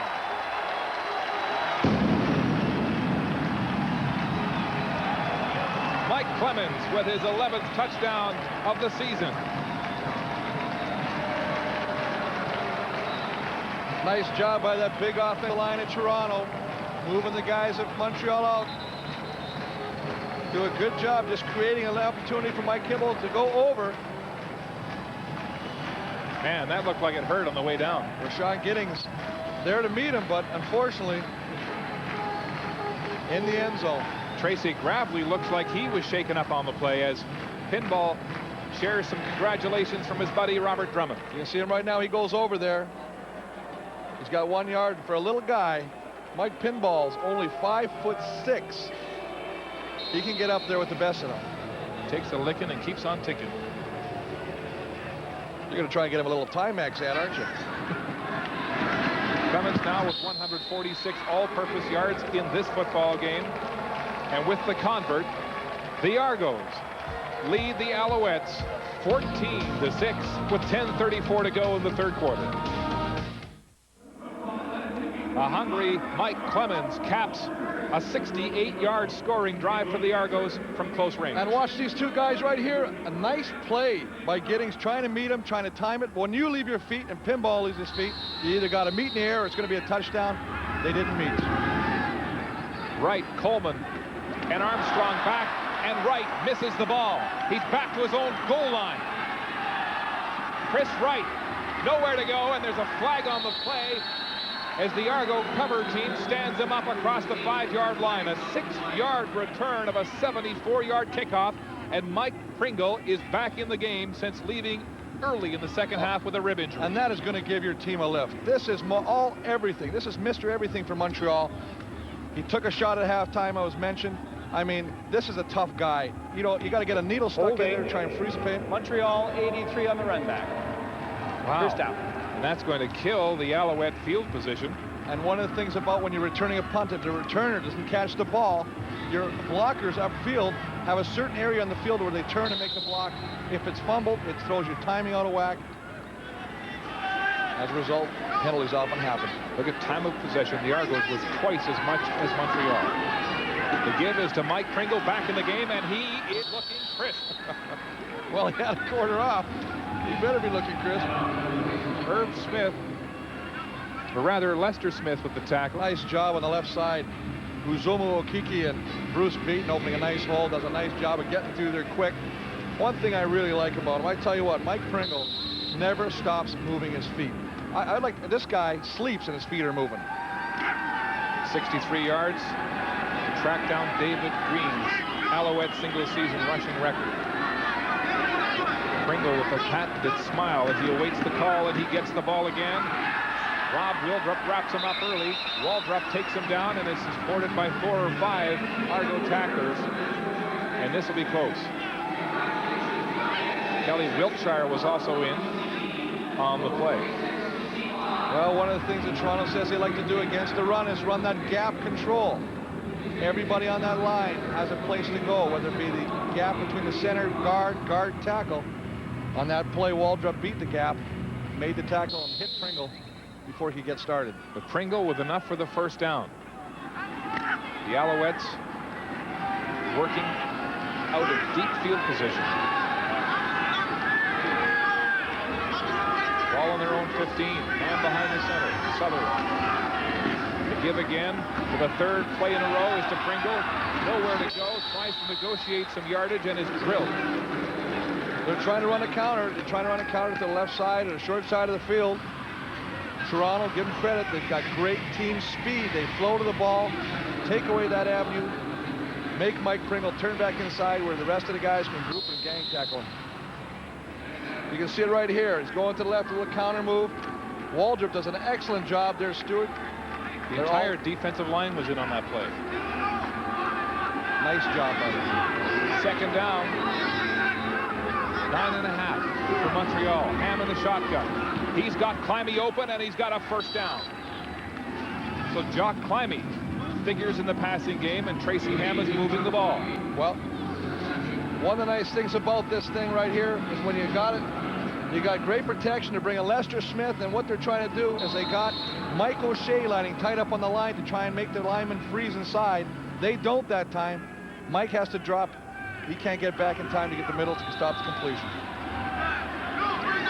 Big Mike O'Shea barking the defensive signals. And first down. The give is to Pringle right through the guts of that Argo defense, and he's got some room. Demetrius Maxey makes the tackle. And one thing about Mike Pringle, we've talked about this before. He may stop, but he's going to eventually break. Look at the line of attack here. Look at this job right here. That's a great job. Look at Neil Ford up there on Ken Benson. Just a great job. He actually, wrong guy here, Neil. We got to talk about that. But hey, as long as they get the yards moved, they'll forgive each other. Neil Ford playing in his 70th consecutive game. That's amazing. 70 games. Ham, second and short. And Pringle is stacked up. He'll be short of the first down. The Alouettes continue to go into the heart of the Argo defense with Pringle on the ground. And you can see Andrew Stewart is slow to get up. And this is one of the reasons you want to run and continue running, is you want to beat up those guys in the interior. Make them pay for everything.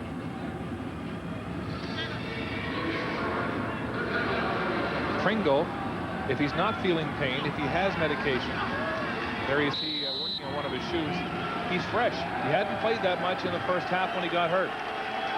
But if you've ever had any kind of rib injury, I tell you what, it is not only hard to move, it is hard to breathe. 68 yards for Pringle. Third down gamble. 3rd and 1. Some confusion at the line of scrimmage. Flags all over the play. And it looked like Ham tried to back out and didn't get the snap.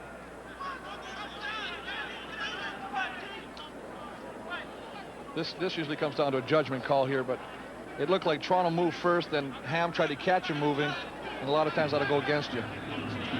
Bud Steen now with the call. Illegal procedure. Montreal number 8. 3rd down repeated. So Tracy Ham is indeed called for backing out from the center before he got the ball. There it is. Ham leaving the field disgusted. Blowing a 3rd down gamble. Right there.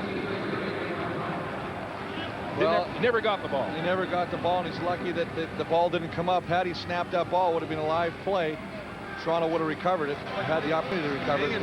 Would have been a big turnover for Toronto. So with the penalty, they'll move the ball, the yardsticks back 5, and it's 3rd down over as Baker sends another beauty back to Mike Clemens at the 24. Clemens with a block and a shift, and is drilled by Tom Hibbs. A 54-yard boot by Baker and an 8-yard return by the pinball. One of the reasons sometimes offensive lines jump is they'll react to the defense movement. Watch Mike O'Shea right here as he starts to move. He's moving down. He's reading the running back move. The offensive line starts to get anxious. They start tilting, moving. Tracy Ham pulls out early. Get a procedure call. Mike Sutherland never even moved on the snap. He was still in his set. The guards were anticipating and starting to lean. Sometimes they move because the defense moves. Remember, the defense can always move prior to the snap of the ball. Direct snap to Clemens. He pitches it back to Flutie. Flutie can't find it. Finally gets it. Rolls out of danger and is stripped of the ball. And it's picked up by Gravely. Tracy Gravely runs into the end zone. And what a reversal of fortune. And I was just going to say that Doug Flutie got the Argo bounce. Swift Birch stripping Flutie. And the Argo bounce to Gravely. Well, we talked about Montreal's defense coming up with the big play all day. Pinball's just going to flip it back to Doug. Not a very good flip. Doug gets the Toronto bounce, gets it back. Swift Birch, as you said, strips the ball. Tracy Gravely, nice grab on the bounce. Easy walk into the end zone. The Argos live dangerously, and that time they paid for it. The Alouettes will attempt a 2-point conversion here. Down by 2, 14-12 here with a little more than 5.5 minutes to go in the third quarter. Hand in the shotgun. Nobody back. 6 receivers to the right side and pressure. Hand looking deep in the end zone. Armstrong was wide open and overthrown. Tracy Ham does a nice job getting outside. His offensive line turns around, comes back, bam, tries to give him the outside. Unfortunately, overthrows him. The play was there. The game is tight. The Argos lead the Alouettes by 2 in the third quarter after Tracy Gravely returned a fumble 19 yards for a touchdown, his second of the season. And what a turn of events. We have a football game here, folks. The Argos have not been pressed like this since they beat Edmonton 25-24 in Commonwealth Stadium. Pinball with some room on the kickoff. And he's boxed in at the 28. A 15-yard return by Mike Clemens. Alan Wetmore, the Canadian grinder, on the tackle. Here's another look at that touchdown, Chris. Well, look at this. Pinball, and I'm sure when Pinball is trying to pitch this ball to Doug Flutie, he's going to try and throw the ball. Unfortunately, the pitch goes away. Doug is very lucky to get it back, but Swift Birch just chases, keeps going, strips the ball. Tracy Gravely gets the bounce, takes it, and does a nice 19-yard jaunt into the end zone. Talk about being at the right place at the right time. Tracy Gravely.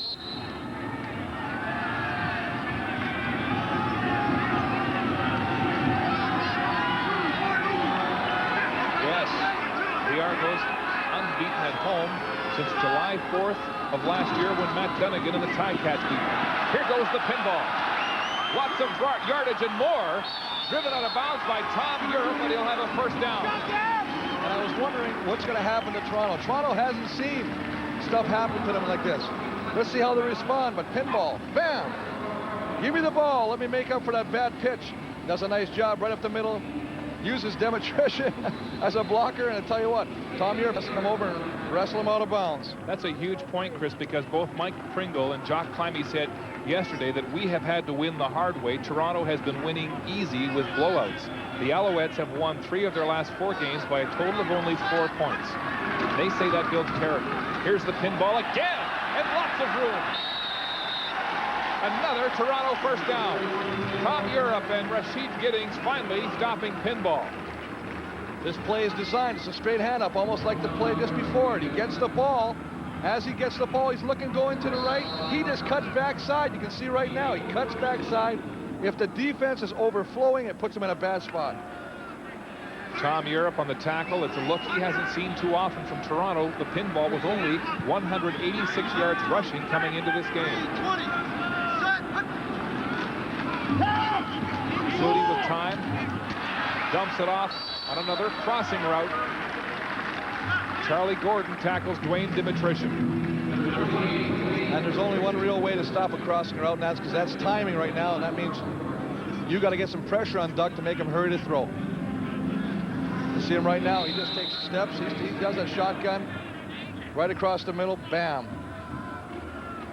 So the Argos continue to use the crossing routes across the middle and underneath.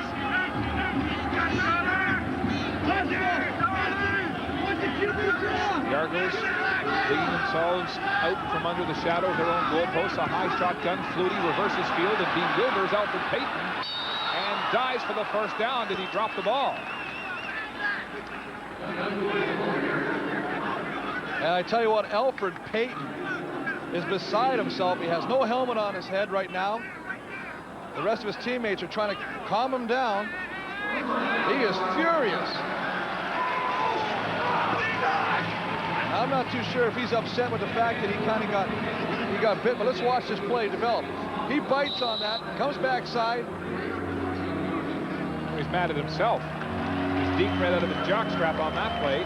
Flutie fumbled the ball, and Mike Kiselak recovered it for an Argo first down. I'm very lucky not getting a penalty for throwing his helmet. Shotgun formation. Flutie rolls left, looks deep. Darryl Mitchell is wide open at the 10 and strides in for the Toronto touchdown.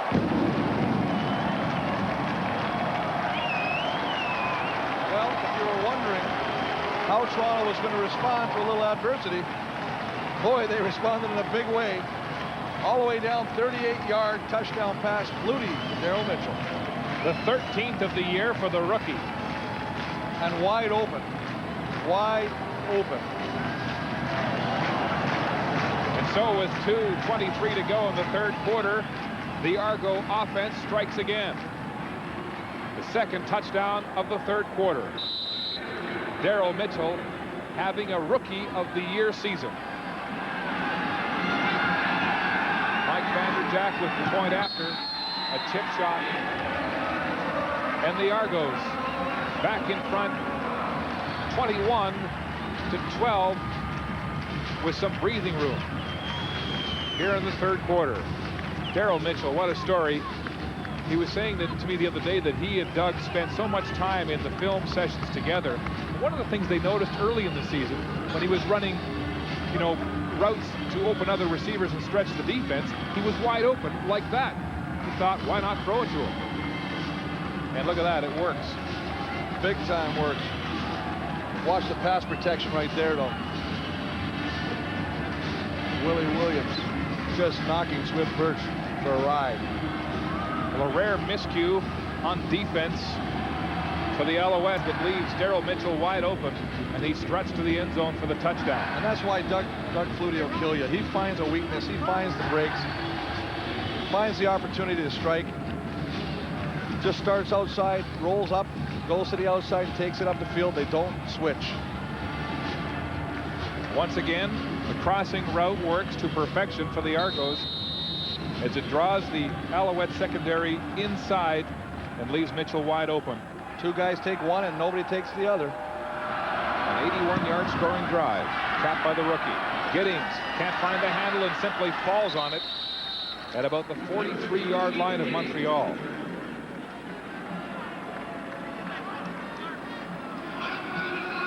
And here's what we've got coming up for you in prime time on Sunday night on CBC. It's the wonderful world of Disney, followed by an all-new Wind at My Back, an intriguing and funny look at the music business in the CBC. Movie Platinum and the life and times of Peter Zosky, retiring this summer as host of Morningside on CBC Radio. Tracy Ham, a quick study at the line of scrimmage of all things, checks out his play selection list on his wristband, calls the signal, and hands off to Mike Pringle, and it's rough going.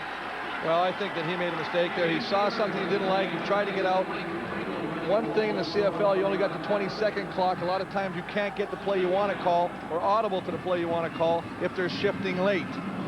Therefore, you got to go with what you got called, and a lot of times it's not going to be successful. Look at that. There he is. I've never seen that before at the line of scrimmage. Checks his ready list, which is typed up and held inside a wristband, and then makes the call. Mike Pringle, over 60 yards for the first time in 3 games against Toronto as Chris Armstrong catches the pass on second and long and is short by about 3 yards of the first down. Donald Smith brings him down. Now let's talk about this, what they're doing right here. Chris Armstrong is going to do the same thing that Toronto's been doing. He's just going to run a little cross route. But Donald Smith is with him all the way, limits his gain, doesn't allow him to get a first down. That's the kind of coverage you want. That's what will take you out of the crossing routes because of the fact that if you're in a bad chase position, they'll be successful. If you got a guy that makes the play close quickly, they're going to defeat the crossing routes. Terry Baker having a heck of a game as a punter today. Mike Clemens awaits his first shank of the ball game, and it bounces out of bounds just inside the Toronto 25-yard line. Another doubleheader in store for you tonight. Molson Hockey Night in Canada. Don't forget the brand new pregame show beginning at 7 Eastern, then at 7:30 from Quebec East. It's Eric Lindros and the Flyers versus the Habs. And from Ontario West, you'll get to see the Leafs and the Oilers. And then the nightcap from Vancouver. Linden, who gave up the C to Mark Messier, and the Canucks facing Wayne Gretzky and the New York Rangers at 10:30 Eastern. Another look at Brendan Rodgers and work in the trenches. Alan Wetmore. Man, that looks hazardous. 2 of the best grinders in the league, Chris. Well, I tell you what, Brendan Rodgers, both of these guys were ex-teammates of mine. Both of them leading the league are doing very well, especially these tackles. Deep, sorry, Chris, to Andre Kerwin, and it's too far. Doug, again, we saw shades of this in the first half. Overthrowing, not as sharp as Doug Flutie has been in the past. He's had guys open and either underthrown or overthrown today, and that's something you don't usually see from Doug Flutie. Flutie beginning to stretch the defense. He's been throwing a lot of underneath stuff. Now he's going deep. And that's one thing I like that Toronto's doing. And conversely, I don't see Montreal doing that. They're still content with doing little crossing routes, short, shallow routes. They're keeping everybody in. They want to stretch Toronto to get an opportunity to get some big plays, and I think that'll help Pringle in the running game. The Argos, number 1 in points per game, just over 35. Flutie across the middle, and that was dangerous. Tom Europe batted it down, and it was nearly picked. Nearly picked again, and Tom Europe does a great job coming up tighter from the safety position, kind of playing like a middle linebacker, almost at that 10-yard depth. Does a great job of reading it and flowing to the ball. So the Argos will be forced to punt after that fine defensive coverage by Tom Europe. And that's one way to take away the corner or the crossing routes, is put your safety up there, but then you're susceptible to the long bomb. Chris White, right, look at concentration as he awaits Mike Vanderjack's punt from the 15. Vanderjack has not been having a great day. Another duck taken at the 40 by Wright, cuts upfield, nowhere to go, and is dropped by Norm Casola. A loss of 3 on a 46-yard punt by Mike Vanderjack. And Giddings gets work on the hamstring. The Alouettes trail by 9.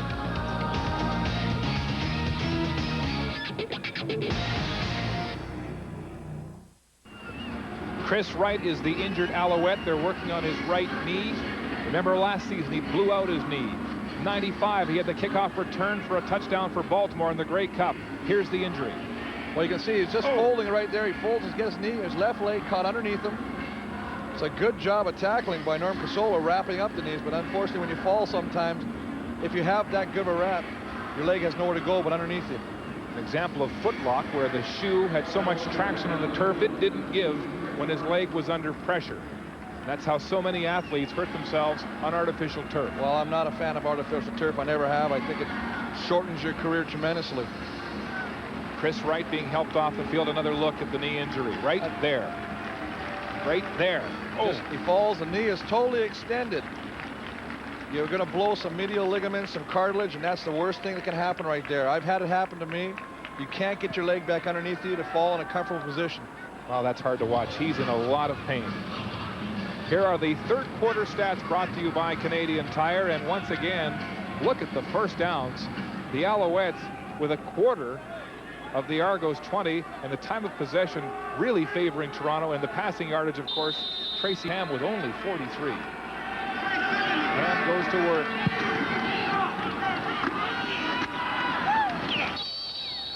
And ever since Mike Pringle came back at halftime, he's been shouldering the load for Montreal on offense as Chris Wright is taken to the bench. And he does look like he's in a tremendous amount of pain right now. This is really too bad. A promising career as a returner, blown apart last year with the knee injury, and you can only hope it's not as severe this time around, but that doesn't look good. And one of the things, Mark, about that is, seriously, I mean, a knee injury, your knee can only take so many of those shots, and after a while, you got to start thinking about another career. Ham pumps, goes back into traffic, and it's intercepted. Johnny Harris has the ball, and he's got an entourage, a convoy. Oh, a drop just shy of the goal line. Tracy Ham, no less, who fights through 3 blockers to prevent the touchdown on the 1.5-yard line. Johnny Harris returns the interception, 53 yards. Armstrong and Coleman crossing on the play, but he threw Ham did into coverage. Nigel Williams, it looked like he was the intended receiver, the 5th pick of the year for Johnny Harris. There's Armstrong. You see him coming across. He's looking. He's trying to find a soft spot right there. Two receivers. Nigel Williams and Armstrong in the same area. That's not a good sign right off the bat. You should never have. You're trying to stretch the field. You should never have 2 receivers that close, because all it does is bring your defenders in. The Argo defense, number 1 in turnovers with 54 coming into the game. Sorry, Mark, but that is, that's one of the things about it. When you got 2 offensive guys, receivers the same, you're bringing all the defenders in there. Your chances of that play not working are that much greater because of that. First down and goal from the 2. Flutie gives to Pinball. He's met, rolls off the tackle, touchdown.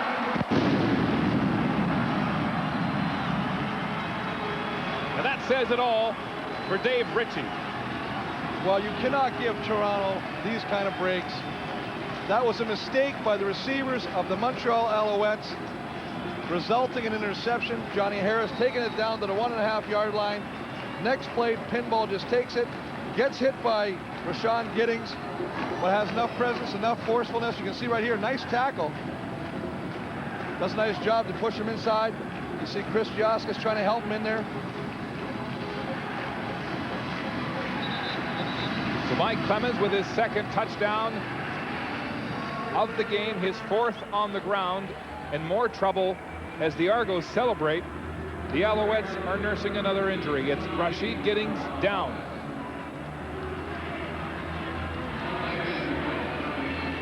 The Argos leading 27-12. Will they go for 2? Well, at this point of the game, we'll give them, if they go for 2, it'll be 29-12. I don't think it has any bearing on this game. I'd be very surprised if they didn't go for 2. I see Vanderjack out there. He's there. They're going to go for 1.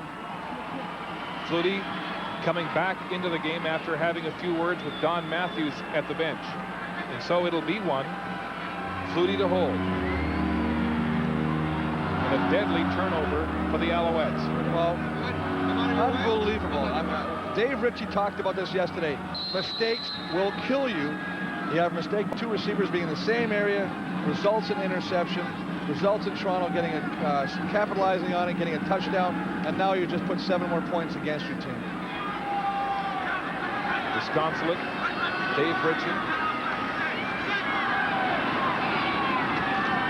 Vanderjack with the point after. And so the Argos put 28 points on the board, and for the 2nd week in a row, the Pinball is the man. After a sluggish first half, the Argo offense in gear with 3 touchdowns in the 3rd quarter. This is the Pinball's 2nd of the game. Well, this is a nice job. And watch Chris Joskus here. He's going to try and help Pinball in there. You're not allowed to do that, but you can try and push him in if you can.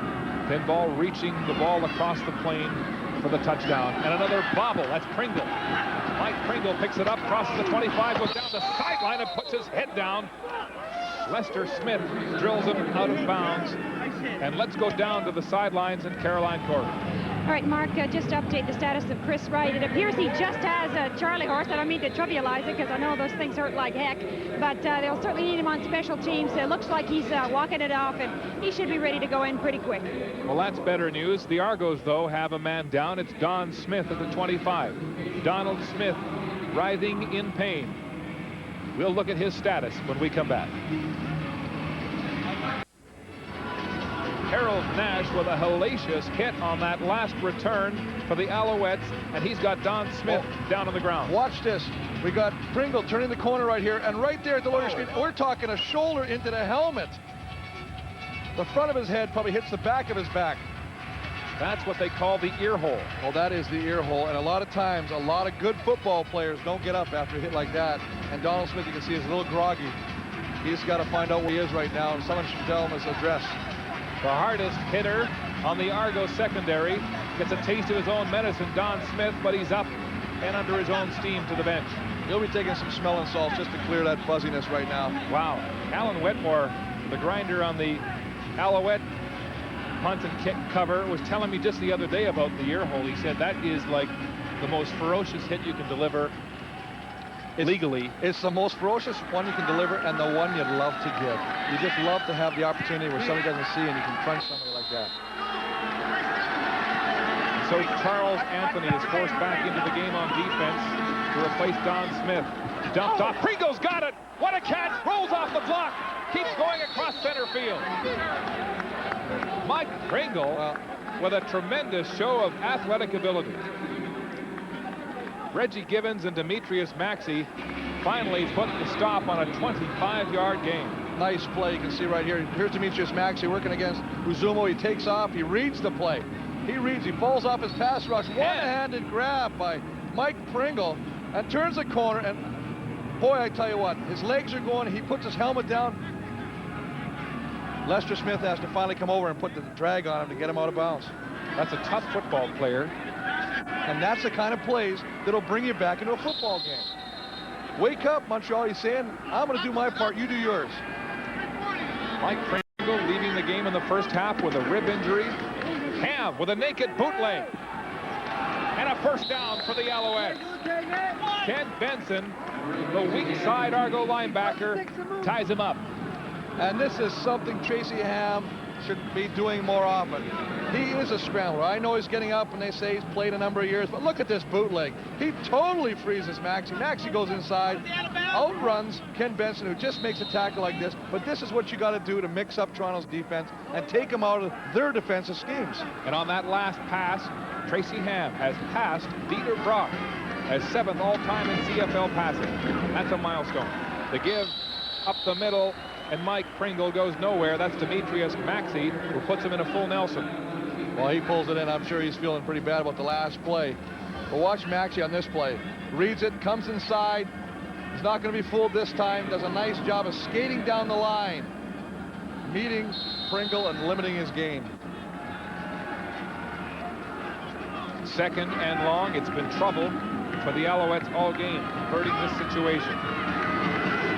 They've got a chance to score. Mill Coleman is open. The ball is overthrown. Mill Coleman on the crossing route, open. Ham can't find him. It'll be 3rd down and 9. And here comes Terry Baker. Donald Smith with some refreshments, and it looks like he's coming back to his senses on the Argo bench. Well, they're talking to him, making sure he's okay. I mean, anytime you take a headshot, you want to make sure you have all your facilities working. You know where you are. You know what the defenses are, and that you're not going to also be put back in there with any kind of health risk to yourself.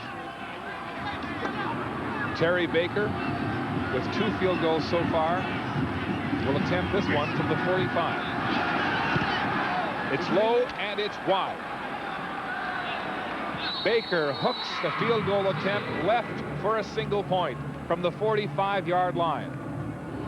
And another scoring opportunity is a wash for Montreal. Add 1 to the Montreal total, and it's 28-13 Toronto.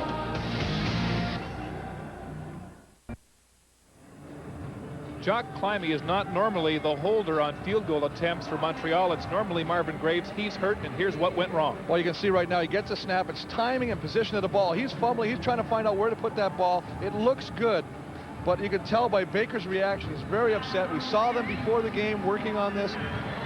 You want to have somebody you've worked with for a long time. And I mean, he's had the opportunity to work with Marvin Graves, as you said. Jock Climie, first time doing it. Dave Ritchie talking, relax, it's going to work okay. Climie talking with the long snapper, Ryan Coughlin, who interestingly enough in his first year at McGill did not start for the football team, but did start on defense for the McGill hockey team. Well, I think a lot of good football players come from that hockey background. Wouldn't he be scary on skates? Flutie dumps it off to Dwayne Dimitrish, a straight arm to Gordon, and he's got a first down at center field. And if you're going to rush somebody and you're going to blitz somebody, as Montreal did, Montreal brought Larry McSeat from the outside. Larry McSeat kind of got caught. Should I keep rushing or should I drop? He's in that nowhere land. You can see him right here. He stops. Should I go? Should I come? Flutie just drops the ball off to Dimitrish, and now it's a race. Flutie with a Dieter Brock-like sidearm. Don't age me. I played with Dieter Brock. First down Argos at center field. Flutie keeps the pinball in the backfield, then flares it out. It's 10 yards between him and the secondary, but good cover by Torrey Hunter. We haven't mentioned his name a whole lot. I don't know if they've been going against him like they did in the first half, maybe because of the fact he was shutting them down a little bit in the first half. But he does make a nice job. They swing a little pass out to pinball, and he covers the ground, closes, and again, in good position, tackling position, to bring pinball down. When Clemens got the ball, there's 10 yards between him and Hunter, and look at this, no gain on the play. That's what I'm talking about. Wow. Well, first down's 21, 351 yards total offense. Clemens now over 200 all-purpose. He had 301 last game against BC. Flutie in trouble, airs it out. Douglas Kraft has it, but it's no good. Kraft picks it off, but is out of bounds. Well, they're saying that he juggled the ball out of bounds. That one referee was swinging his hands around, and that's usually the sign that Flutie throws the ball up for grabs. He is trouble. He is so fortunate a lot of times. He makes a lot of big plays. Don't ever say that. But I tell you what, there's sometimes you look like this guy could have had it. Look at Doug Kraft has got the ball, makes the catch, and it is a good call by the referee. The sideline judge saying he didn't have possession of the ball. He was still bobbling it as he went out of bounds. Good call by the referees. Mike Vanderjack to punt from the Argo 41.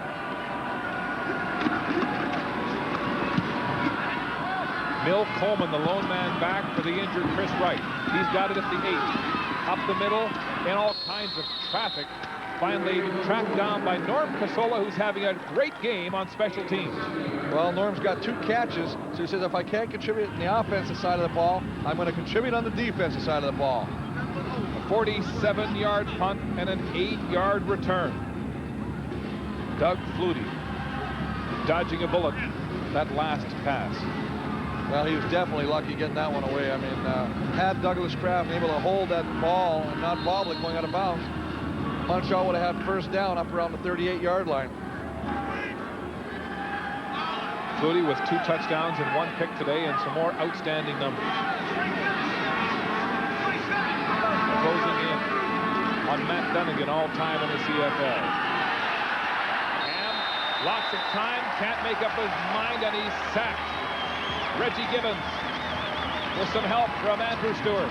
Well, Reggie Gibbons does a nice job of keep working. Initially, he's got some great protection.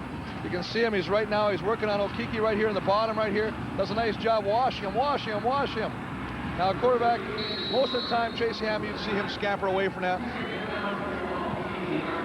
Obviously, good coverage in the secondary, and that may be the best banner of the year. That is a nice drawing. Just take what Reggie Gibbons, a little play on words, I like that, but Reggie had 2 sacks the last time that Toronto played Montreal. Nice pass, and what a stick! Kelly Wiltshire impales Jock Climby. Well, in a hockey, we'd call that a sucker pass. Man, you can't do nothing but have your hands down. He's just trying to concentrate on catching the ball, and I mean, that just puts you in such a position right now. See Jock Climby right here. There's a lot of Spalding, Raleigh, all that kind of football equipment making a lot of noise down there. I believe I could read the word Rydell on Jock Climby's forehead. Baker takes some time with that punt, but gets it off. Squibbs to pinball at center field. Clemens. Oh, was he drilled? Is the ball loose? The Alouettes say they've got it. Well, if they... Ray Bernard, a one-man wrecking crew on that play. A heat-seeking missile. And the Alouettes say they have it. And Mike Pinball is in distress. One more look at a ferocious hit. That's the scene on the Argo bench. Mike Clemens still recovering from a brutal hit from this man. Ray Bernard, who's savoring it. There's a lot of smiles. Watch this. This is a heat-seeking missile. He's coming up here. That is a pop. I'm going to tell you what. He popped him back into 1994. That is a great hit. That's what you want out of your special team guys. Not a lot of guys can hit like that. Ray Bernard starts a lot of times as a linebacker. Doesn't get the start tonight. Makes a great play on special teams. Recovered by Steve Charbonneau. Defensive end who was a running back in high school at Plattsburgh, a 2-time MVP, and still holds the school's career rushing record, so good hands come in handy there. Ham fakes the handoff. He's got all kinds of room and will run. Ham with the first down and more. Finally pushed out of bounds across the Toronto 40-yard line by Lester Smith. Well, I like this play. 25 yards for Tracy Ham on the scramble. Well, that's vintage Ham. I like this, and they've done it twice today. I think they should do it more. Here you see Pinball, and they're going to look at him because he looks groggy. You know, Mike Pinball Clemens is so elusive, he rarely takes a direct hit, but that time he got walloped. Nice fake here. The fake counter. They're pulling the right side of their offensive line. Hand off the ball to Pringle. Tracy goes around the corner untouched. Nice play. Don Smith back in the game and looking recovered from that hit he took from Nash. What a game for big hits. Pringle up the middle on first down, and it's rough going. Reggie Gibbons on the tackle. Well, Reggie Gibbons and Andrew Stewart combined to bring Mike Pringle down, limit his gain to 2 yards. Wow. There's Ray Bernard stripping Pinball with a drill to the shoulder. Watch this from the right side. I mean, we're talking full force. That is a great hit. You're talking 220 pounds on Pinball's 170, and there's a mismatch there. 50 pounds, the difference. Reverse field. Ham throws to Coleman, and he can't catch it. And he had better be careful of Coleman, because that can be sometimes called a pass behind the line of scrimmage, which would mean that'd be a live ball. So another 2nd and long situation goes amiss for the Alouettes. As Terry Baker comes into the game, Bill Coleman leaves. And one of the things that Richie said going into this game was, earlier in the year when they were struggling, they had that stretch when they were struggling, they were dropping a lot of balls. He said, lately we've been catching these balls. Bill Coleman should have caught this ball. Dave Ritchie was saying they dropped 28 passes in 3 games versus Edmonton, BC, and Toronto. You can't do that if you hope to win against big teams like the Argos. The ball spotted at the 44 for Terry Baker. And he hooks it left again. Baker wide, as he was the last time. Darryl Mitchell gets it out of the end zone and keeps going. Reverses field and now has some distance between him and the tacklers. Finally, Darryl Mitchell is dropped across the 35. What an effort. 50 yards on the return by Darryl Mitchell. A nice tackle by Alan Whitmore. Had he not got over there, Mitchell might have got to the wall that was starting to set up, and it would have been a quick jaunt to the end zone. One of the things you got here on field goal, obviously if you miss it, you got to get down and cover. It's a lot of your big guys. They've done a good job so far, but you can see Mitchell's pointing. He's pointing. He knows he's got to go there. But Whitmore comes flying out of nowhere, makes the tackle, doesn't allow Mitchell to get to the outside. Number 89, Dennis Montana, he is in the game at receiver for the Argonauts. They plucked him off the Alouettes practice roster this week. Flutie in the shotgun, all 6 receivers, throws it up down the middle. Oh, great catch and what a hit. Andre Kerwin had the ball momentarily before Tom Europe delivered another wallop. Another wallop of a series of wallops, but Doug Flutie throws this ball off his back foot, going backwards to a spot, and it is a completion. This is such timing. He knows where these guys are going. This is what makes this guy such a great quarterback. You know, there's a knock about his size and everything, but look at this. He's got it. Now, this is a nice catch, and what a stick. That's a great stick. A number of ones which we've already seen a bunch by Tom Europe. Tom Europe got his head right on the football and popped it loose. Forcing the Argos in the 2nd and 10. Flutie fakes the demonstration, rolls out, throws the ball to Dennis Montana, but he was looking at the tackler before he had it in his hand. He was most definitely looking at the tacklers. He got the ball. You always say, don't turn upfield until you get the ball cradled and put away. I'll tell you, in this game, it's only human to be hearing footsteps. Well, after the hits that have been going on there, and we're in a booth and we're hearing them like we're live on the field, you know he's looking to see. He doesn't want to be another casualty. And so Doug Flutie delivers 2 passes, both incomplete. And the punting war is heating up. Vanderjack coming back, 40.4, but look at Baker still averaging 48.4. Vanderjack is blocked. And Nash has it. And there are flags on the play. Woo-hoo. I'll tell you what, they are doing everything to stay in this game. Bruno Heppel got a hand on the punt attempt by Mike Vanderjack. No yards. Toronto. First down, Montreal. That'll be 15 more yards tacked on. Bruno Heppel coming on the roster in place of Stephon Reed, who got hurt. Makes his presence felt on special teams by blocking this punt. And so the inside halfbacks are having a pretty good game for the Alouettes. You can see him coming up right here. He's being blocked by Casola, but still drives, gets enough, knocks them both into the ball. Harold Nash, presence of mind to grab the ball, no yards.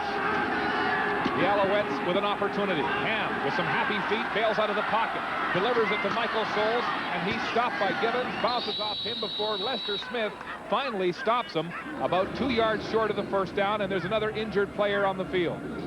There's Bruno Heppel celebrating that block punt. These guys, these grinders, rarely noticed unless something goes wrong or something terribly goes right for them.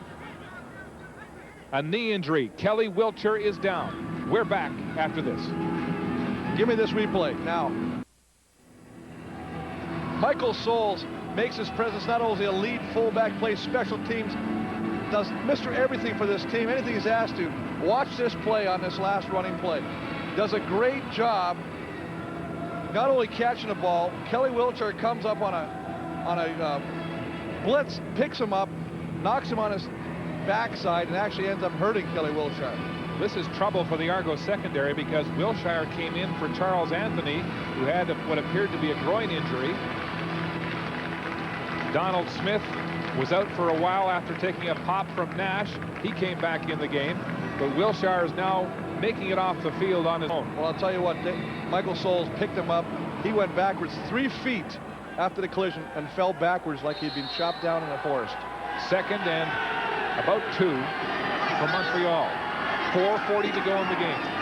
The give is to Mike Pringle, and he bulls his way inside the 10-yard line.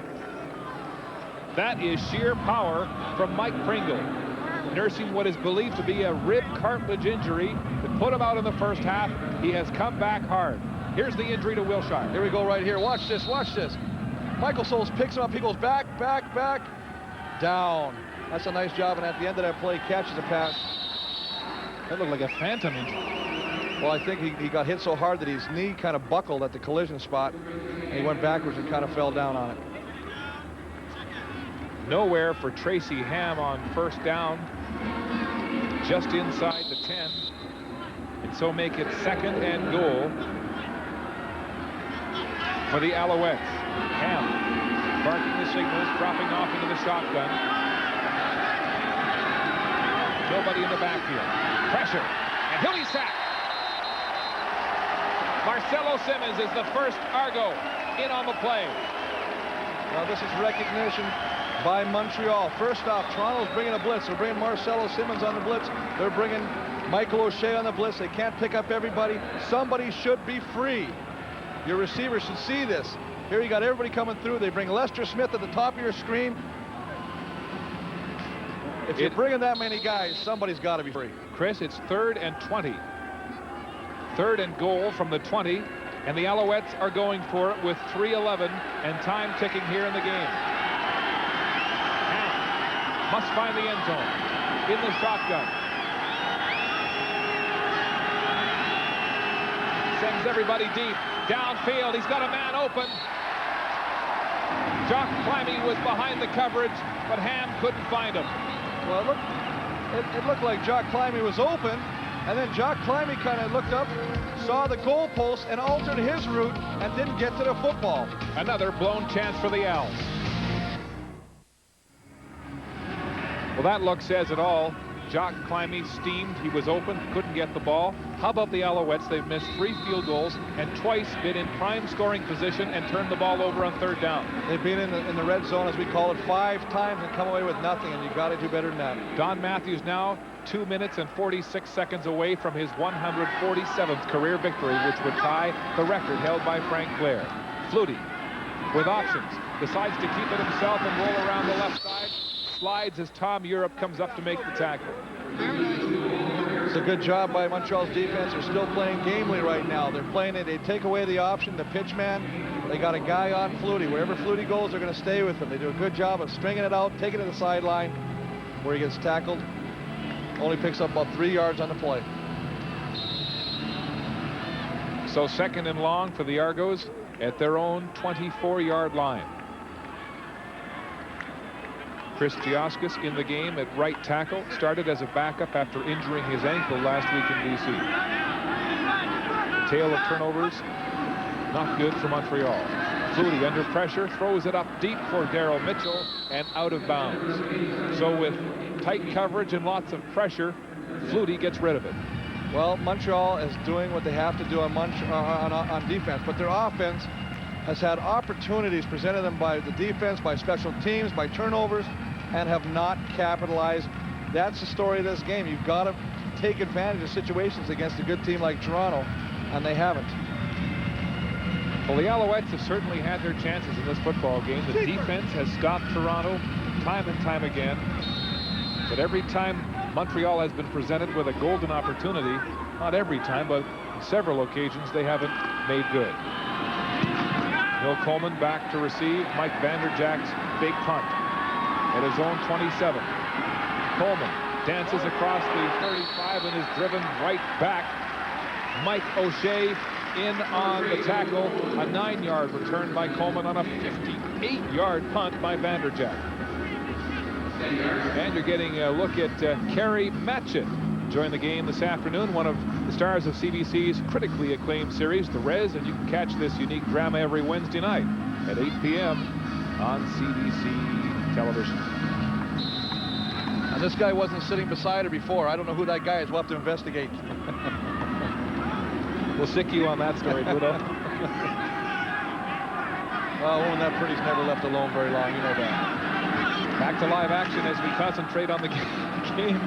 That's Pringle with the flare pass, and quickly the Argo defense surrounds him. Ken Benson, the first man to make contact, with some help from Marcelo Simmons. Well, this is the tough part of the game. You got 1:49 left. You're down. You're trying to keep marching the ball offensively. You haven't done the job today. They started off okay. I put a couple drives together in the first, or a couple first downs together in the first quarter, and then totally have been inept the rest of the game. They haven't done anything on offense since. Well, it's interesting. Tracy Ham saying that Don Matthews knows his every move, having coached him in Edmonton and then again in Baltimore. And sometimes when you play against a guy you used to play for, you can defend big time. But one of the things that still amazes me is they keep going to the same patterns, little outlet patterns, 5 or 6 yard patterns. They have not stretched Toronto's defense at all, and that allows Toronto to keep all their linebackers in tight, do the blitzes with the Lester Smiths and the Marcelo Simmons, and get away with it. You got to stretch this defense if you're going to break it. Minute 28 to go and time ticking. The Alouettes with no choice but to gamble here. 3rd and 4. Ham with some time, lots of time.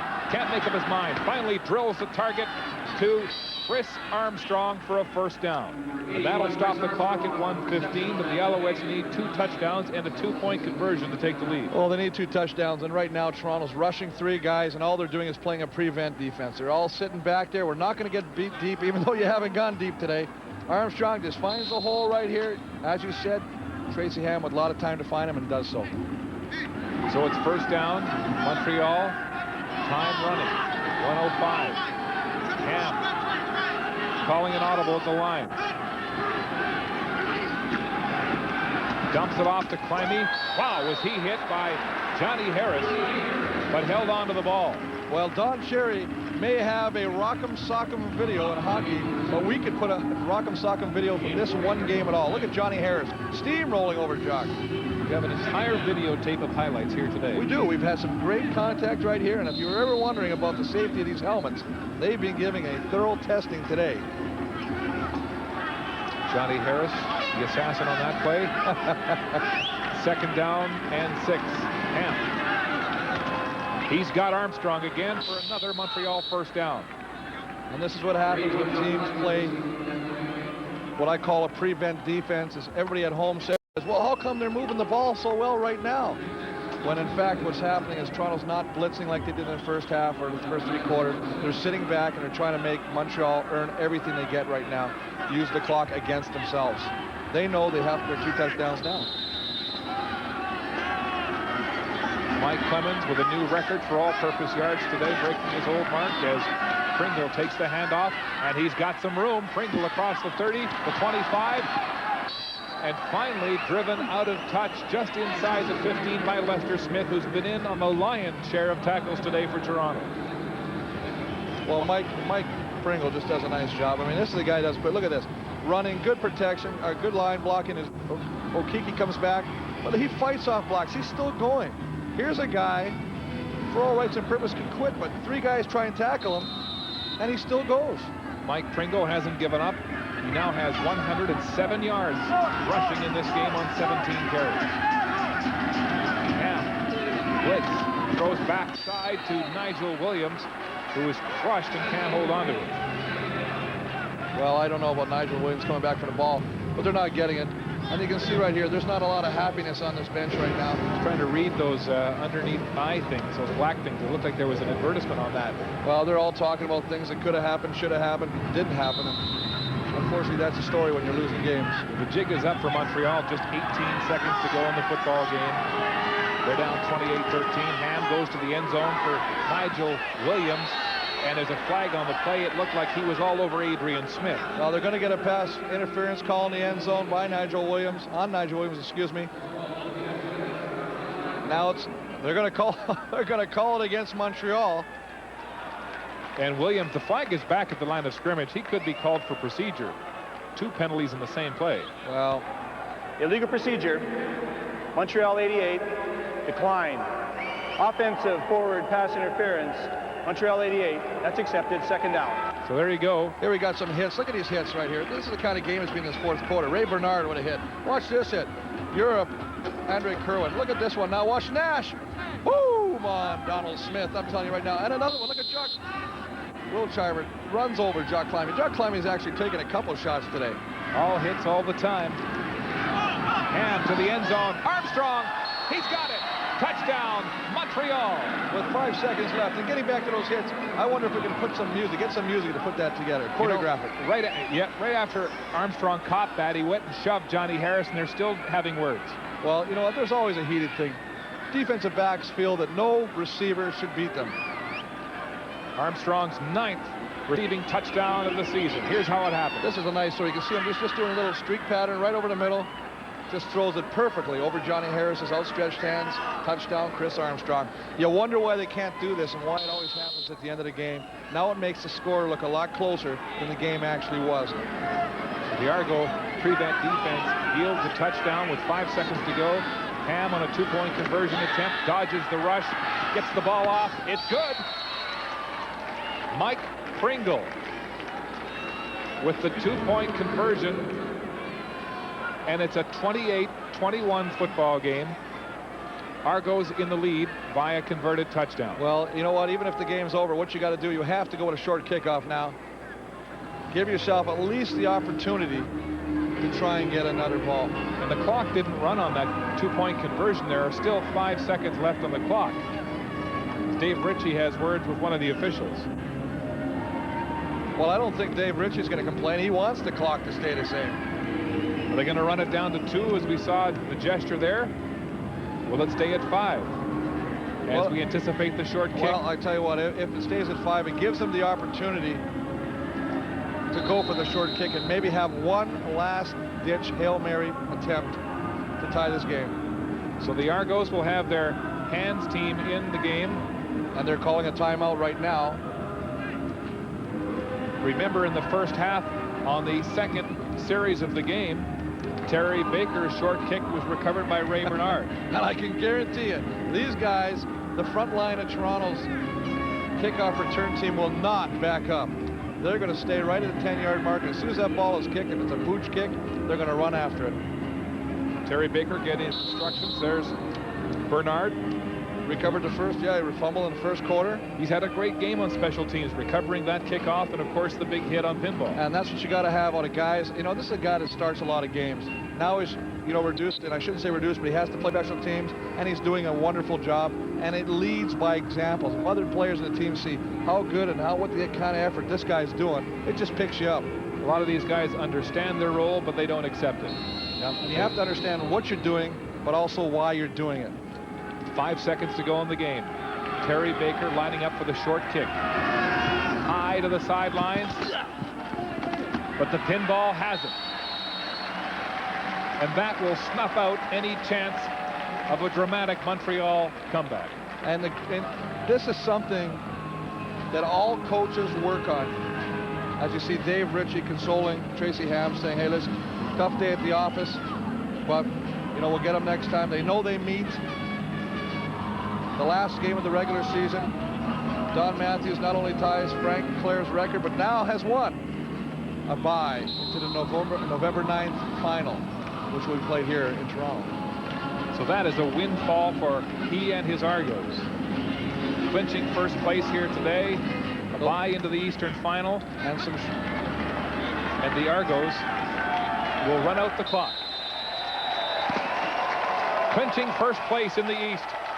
Terry Baker with a great game kicking for the Alouettes. Don Matthews, history for him as he equals Frank Clair's record of 147 wins in a career by a CFL coach.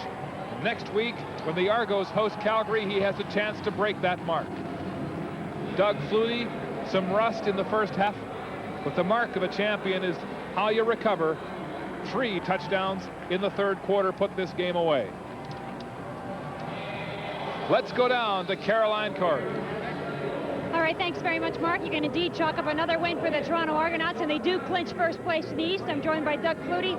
Doug, Montreal trying to stage a dramatic comeback there in the second half, but they didn't. What was the difference between the first half and the second half as far as your success offensively? Well, what ended up happening towards the end of the game was we already have Robert Drummond out, so we have a makeshift running game as it is, and then Pinball gets banged up and we had no running game, so we had to throw the ball or do things out of a passing formation.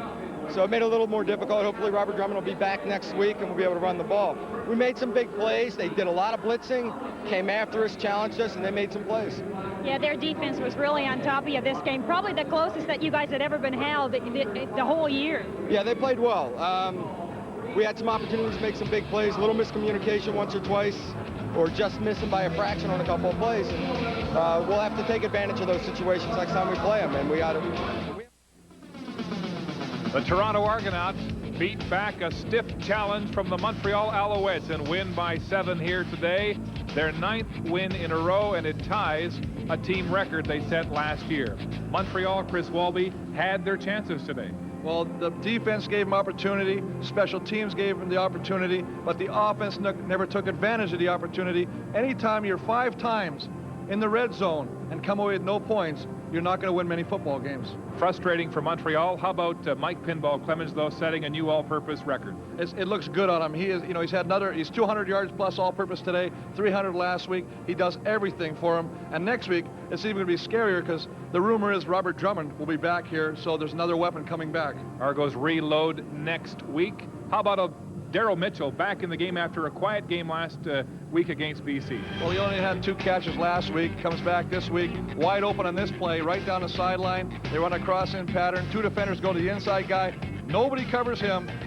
Easy touchdown. That set the stage for 3 third-quarter touchdowns by the Argos as they blew the game open. Do you tip your hat to Don Matthews now with 147 career wins as a coach, tying Frank Clair, the former coach of the Rough Riders and the Toronto Argonauts? Well, I think you got to congratulate Don Matthews because this is the toughest game he's had in a long time. Montreal's defense and the special teamwork by Montreal kept Montreal in the game, made it a good game. The score is really not indicative of that 28-21 because Montreal scored late in the game. But until that point, when Montreal turned the ball over and Johnny Harris returned an interception back, which they correctly converted into a touchdown, it was anybody's game. How about the Argos? They clinch first place and home field for the Eastern Final. They'll have a bye right through to the final now, and they'll be indoors until they get to the Grey Cup if they do. Well, that's the toughest thing. I mean, this is what they want. This is what you want to do. You want to have home field advantage. Play in the dome. You're going to have all your weapons back. It's going to take a real super effort by the team that comes in to play these guys on the Western or the Eastern Final to dislodge Toronto from the Grey Cup. Well, Doug Flutie said this would be a war, and was he ever right? Some terrific hits today. Let's go to the sidelines again, and here's Caroline Corey. Yeah, thanks, Mark. It certainly was a war, and I think we were all very thankful that the Alouettes managed to make a game of this. That was the biggest thing we were looking for. It was an iffy situation, I think, going into this, and Walby may disagree with me, but we knew that the Argonauts would probably win this one, but at least they managed to keep it close, tried to make a comeback of it in the fourth quarter. But, you know, Flutie, boy, he's got so many weapons, and he knows how to utilize them. And here's another stat for the Argos. 16 wins now at home going back to last July the 4th. That is truly amazing. That's domination, and so is this. Well, watch Pinball. Pinball's just an amazing guy. He does so much things.